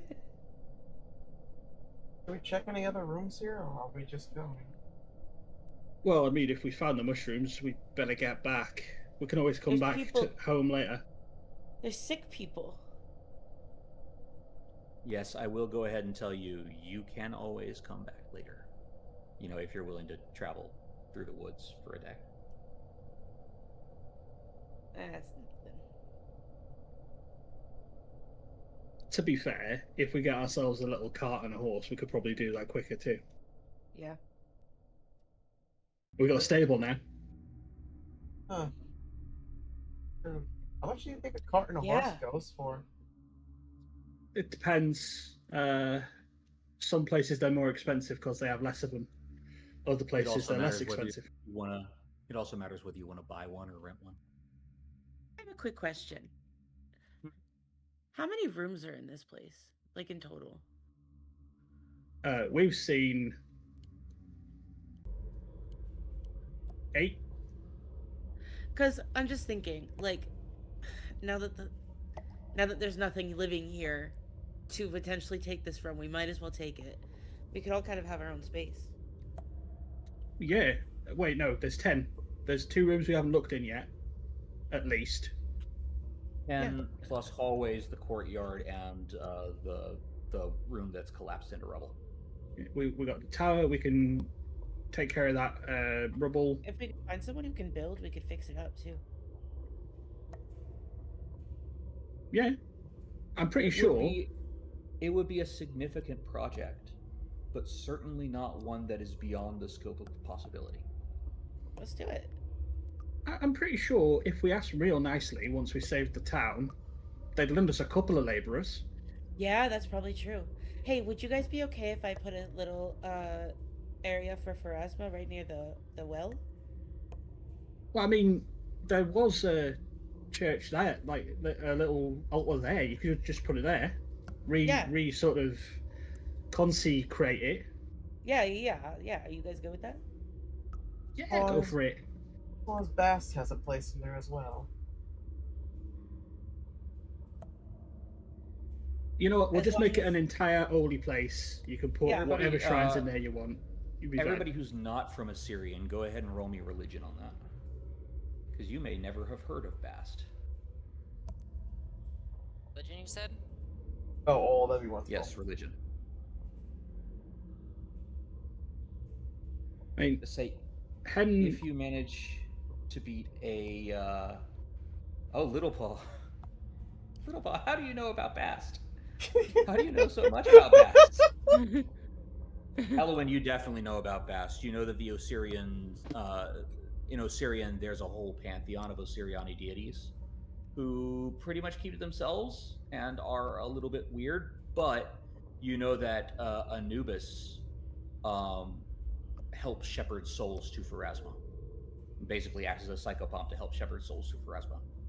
Like, Anubis is considered an allied deity. Well, yeah. Let's make an extra little altar, and they could be right next to each other, and I mean they could even come hang out. Hey, Come and be besties together. Little Paul, I have no idea how you know this. You may not even know how you know this. Actually,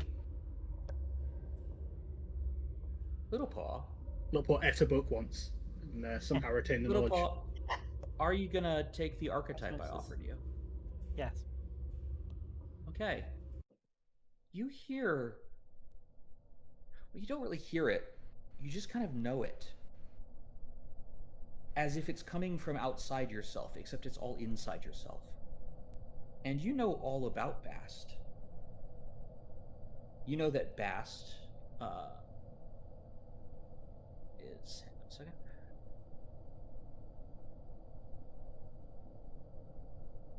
I am pronouncing it right. It is Bast, not Bastet. It is Bastet, but just like in Egypt, like Bastet, Bast, they're the same deity. Okay. You know that Bastet was the ancient Assyrian goddess of cats, desire, sensuality, and secrets. She protects against epidemics, like diseases. She protects against evil, and she protects against snakes. She is usually relaxed and indolent, but when she becomes angry, she becomes a terrifying goddess. You know that she's a beautiful woman, or when she appears to mortals, she normally appears as a beautiful woman with the head of a cat. And that she carries a shield decorated with the head of a lion. You know that she is the daughter of Ra, and the sister of Hathor, Sekhmet, and Mat, which are other Osiriani gods. You know that she is often faced off against Apep, an evil Osiriani god, on her father's behalf. You know that Bastet is not linked to any other god as her mate, but has many legends and myths of her affairs with other deities. You know that most of her clergy is female, and that they usually keep cats as pets and mummify the cats after they die. And you know all this, and you're not sure how. Little Paul peeks her little head out of Elwyn's hair and elegantly relays all of this mass of religious, detailed information about the pretty the pretty lady with the cat head, and her female priestesses. And you know that the kind worshipped. you know that the kind of cat folk that Kara is, the Shemtij cat folk, are considered by some, including themselves, to be the blessed children of Bastet.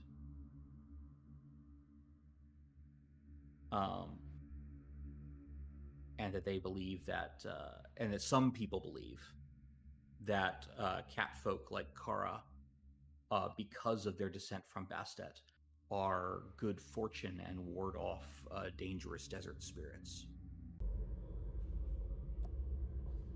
She will relay that as well. You have no idea how you know that. You feel as if someone... You feel as if someone very wise, but also a little spooky, has told you. But you don't ever remember anyone telling you anything like that. Kara is going to be staring dumbfounded, jaw open at Little Paw. Yeah, there's a wealth of intricate knowledge about the goddess of Bast. And like she will say all of this and then like close her eyes again and like slide back into Elwyn's hair and go back to sleep. Kara, you worship Bastet, and you don't have the kind of scholarly knowledge that Little Paw just spouted.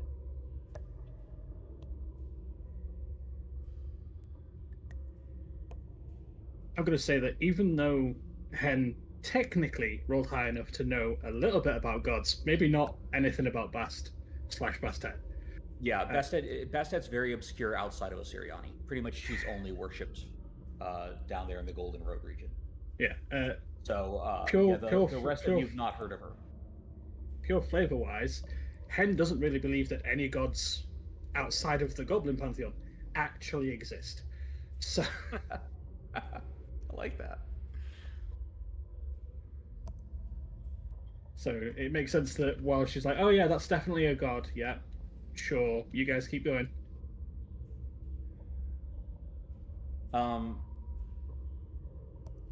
I don't know how you might feel, because of course what your character believes is entirely up to you. I don't know how your character might feel about Pharasma.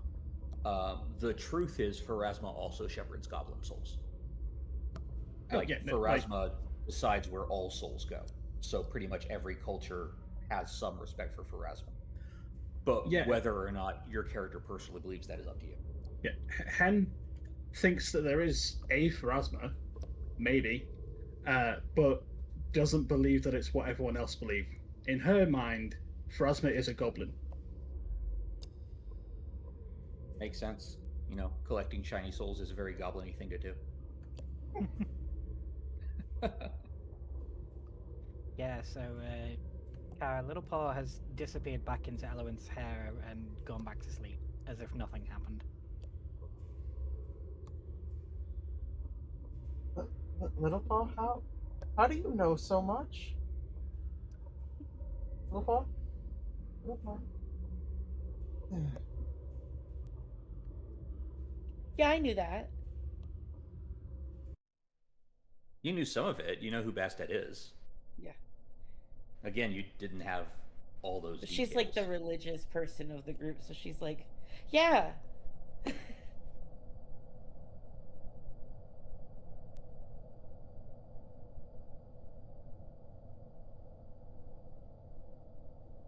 I wonder if Little Paw fakes being as innocent.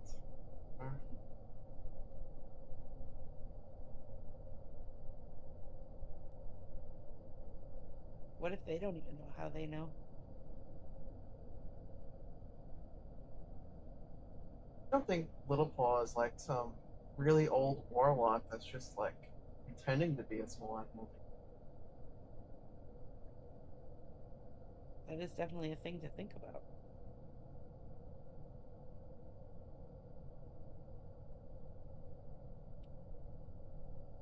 Imagine if there's like this 90-year-old man that's just in your hair right now. Wow. She's gonna like very self-consciously start touching her hair. Ow, X. Yeah, Nix, you get him.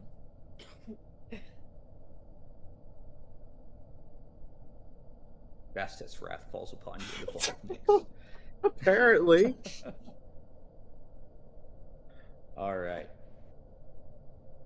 So, are you doing anything else here before you go back to Falcon's Hollow? The normally boisterous and energetic Little Paw is just gonna sleep in Elowen's hair on the way back. Are you gonna Ellen is. heal little Thor up to full? And the Little rest Paw is of healed us? up to full. Oh, has it been an hour? Yeah, I can do that. Yeah, I'm not going to make you roll for that because on the trip Okay. back, you're going to have more than enough hours to heal everybody up to full. Oh, okay. Cool, Okay. cool, cool. Like, even if you miss some rolls. Oh, right, because it's like it's like a full day. Because every hour you can try to heal each person again. Yeah. So eventually, everybody will get up to full. Set that.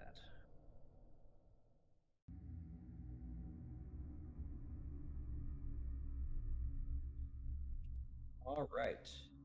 It is about half an hour out from midnight Central Time when we normally try to stop. So if there's nothing else to do here, I am going to move everything along so that we can get to the end of this delightful adventure and the beginning of something greater. It takes you a little over a day to get back to Falcon's Hollow. You're able to save a lot of time because you're not having to go in a wide arc around the Droskmere. You could just ford the Darkmoon River, which lets you take a more direct route. You have some encounters with wildlife. There are beasts out there, but nothing too terrifying.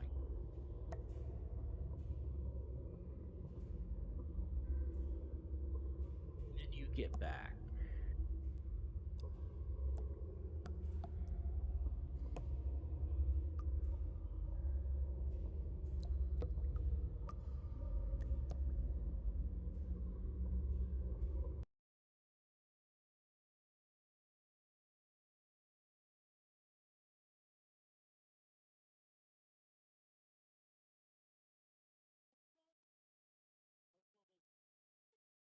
Yeah.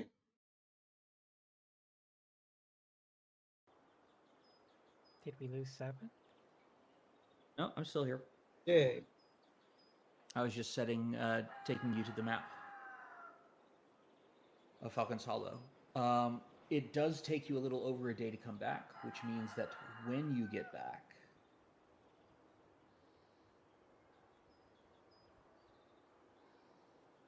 the total dead has reached 14, which is not nearly as bad as it can get.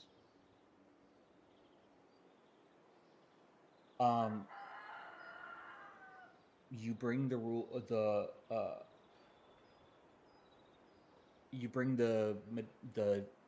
ingredients to Laurel, who immediately prepares them according to her grandmother's ancient tome and recipe book.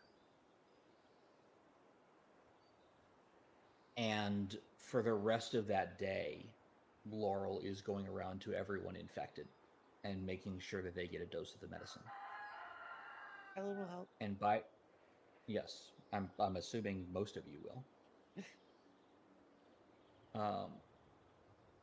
by the evening, the coughing is lessened. People are clearly on the mend.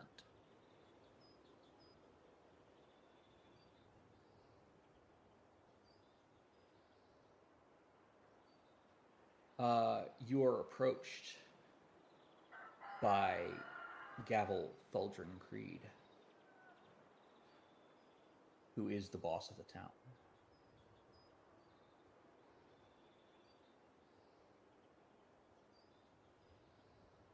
He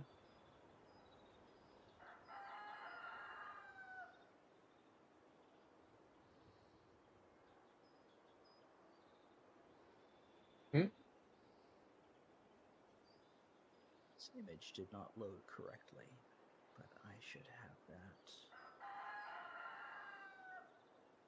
Amazing how that rooster survived. I know. No.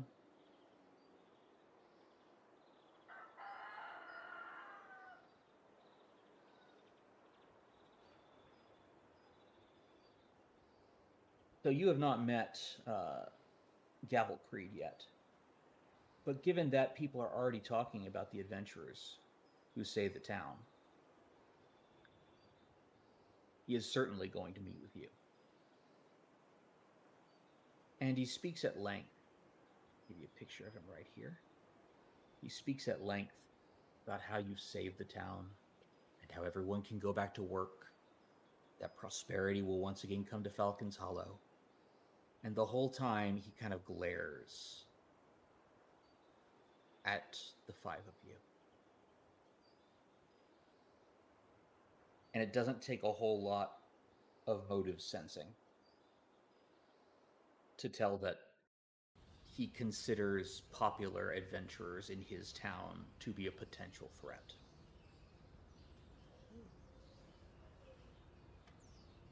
You have not made a friend from Gavel Creed, although he will talk as if you are his friend, because you are the heroes of the hour.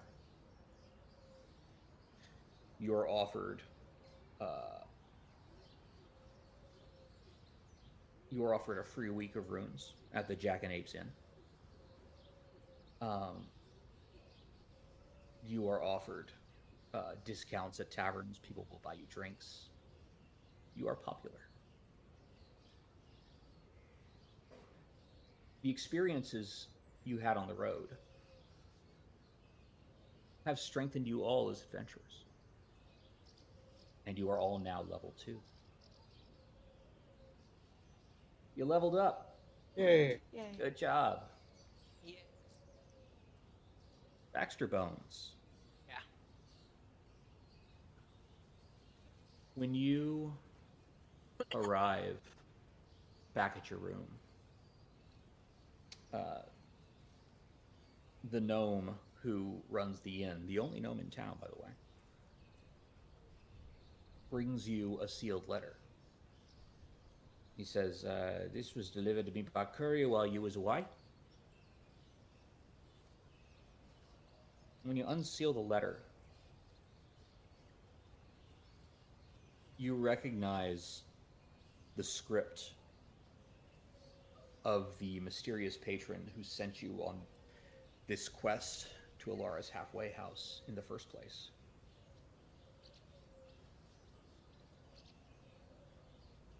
And he says,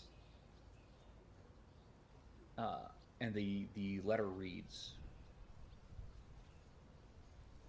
wish to hear your progress on the Alara's halfway house mystery. Need to know what sort of thing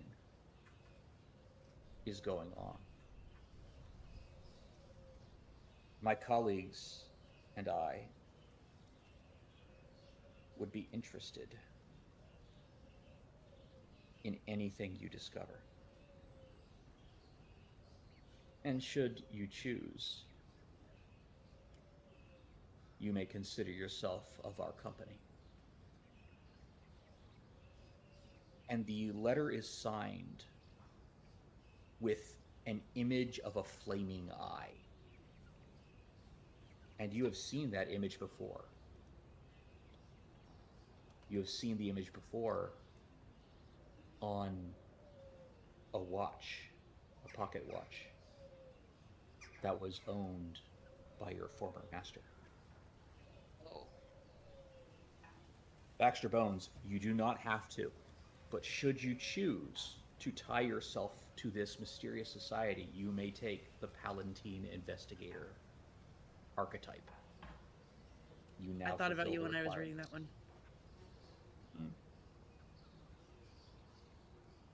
Elowen.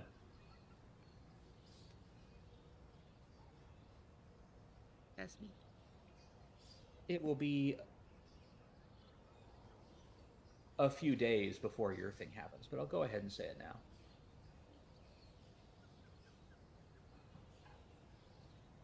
A remarkably strapping woman in armor and a shield emblazoned with the sigil of Pharasma will arrive in town seeking you. And she will bear a missive from the Church of Pharasma in Andoran.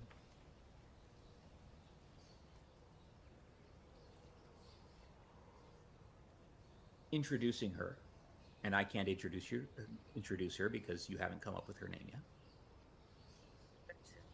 It's cooking. I mean, Introducing her as I an could initiate. I could give you my Pharasman cleric, and you could use that. That would be so I think, fun. yeah, yeah, that is entirely up to you, Elowen. Okay. But she I'll is DM you. introduced to you through the letter as an initiate seeking the priesthood.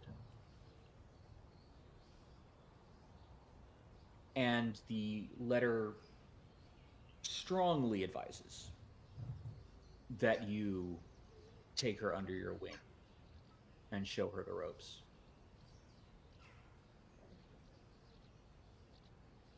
Okie dokie. Now, and you may now take the captain archetype Yes. if you choose to respond well to that offer. And Yep.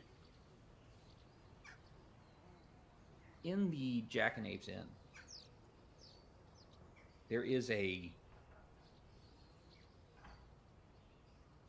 strange little halfling with an undercut hairstyle. Very different than the sort of natural curly halfling hair that you're used to. Dressed in adventurer's leathers. Clearly not native to Falcon's Hollow. She carries on her belt a compass-looking thing emblazoned with the symbol of the crossroads. She buys you a drink and says, "I hear you're the big hero." One of them. Yeah. Also hear you went into some old ruins near Droskar's Crag. Going back there soon. Good. I represent some people who like to know things about ancient ruins, ancient artifacts, to share knowledge that needs to be shared, and to protect people from knowledge that is dangerous.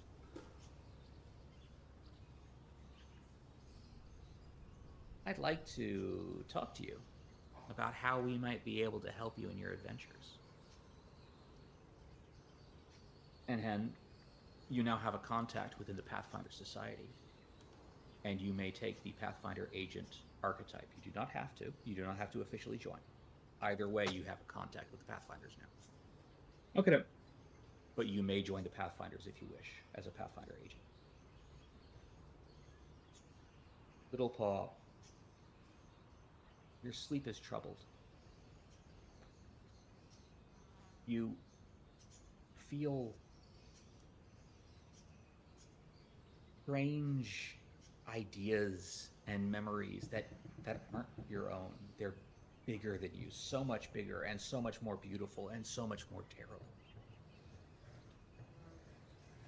You see forests that are brighter than any forest you've ever seen before. You see remarkable creatures that look like they're made out of dream stuff or nightmare stuff. And you feel a deep and burning need for revenge that does not come from any memory you hold. Little Paul, you may choose now to take the living vessel archetype. Okay. You feel like these are not your memories, but you feel like the person whose memories they are might be able to help you recover yours.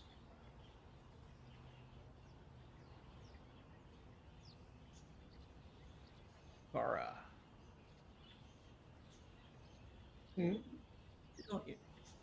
You are on a more personal quest of self-perfection and training. You do not necessarily connect yourself to other organizations. But what you will find is that while Payday Tatum is out of your league, there are plenty of lumberjacks who would gladly spar with you in town, and who would teach you how to throw a really good haymaker. And as you continue to train your body and your mind in the art of combat, you might be able to train other parts of your heritage as well, like your vestigial draconic wings, which as you practice with them might become stronger. And you may take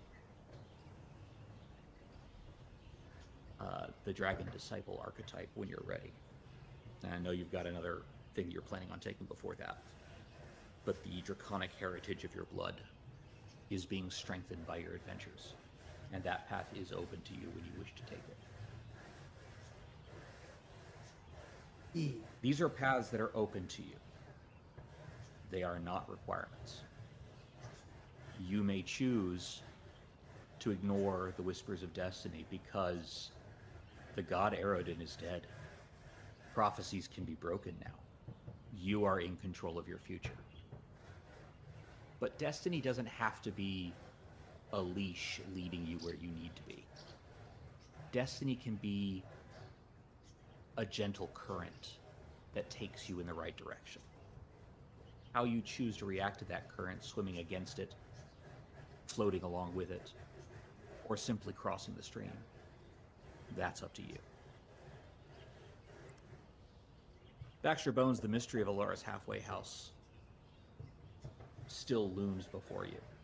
You have completed one of your investigations. You now have an investigation slot open again. But the second investigation, the one into Alara's halfway house, that's still a mystery. You will want to return there. But first, it's probably a good idea to get some rest, to recuperate, to resupply, and to sell some of the stuff that you found in those ruins. At this point, there will be a break before the next adventure. How long the break is in character is up to you, collectively, as a party. As long as you are taking the break, you may do downtime actions in Falcon's Hollow. For actions that require a city level, like buying and selling or earning gold, Falcon's Hollow, let's see, where did I put that?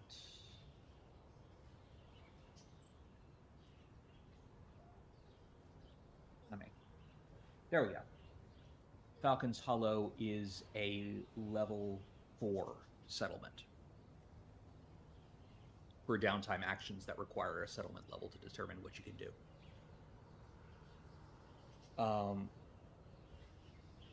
and you'll be in downtime as long as you want to be.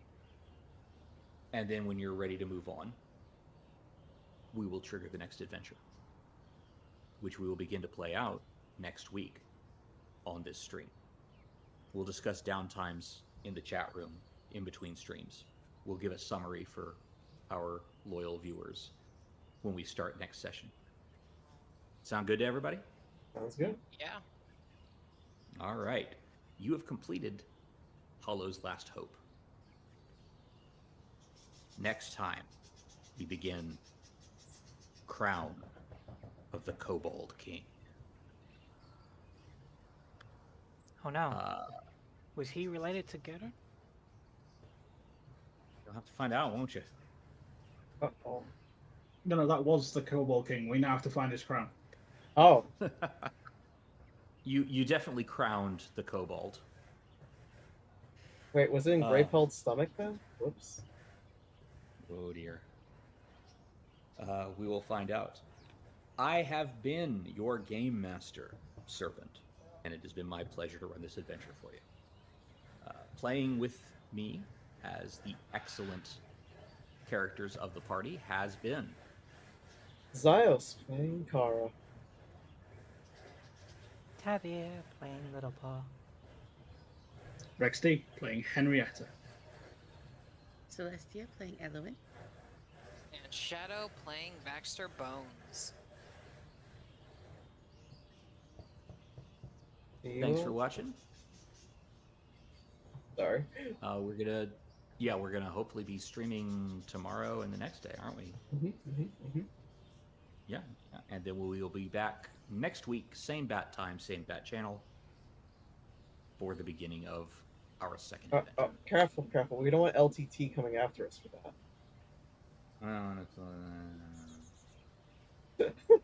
Bye-bye. Bye. Bye. Bye.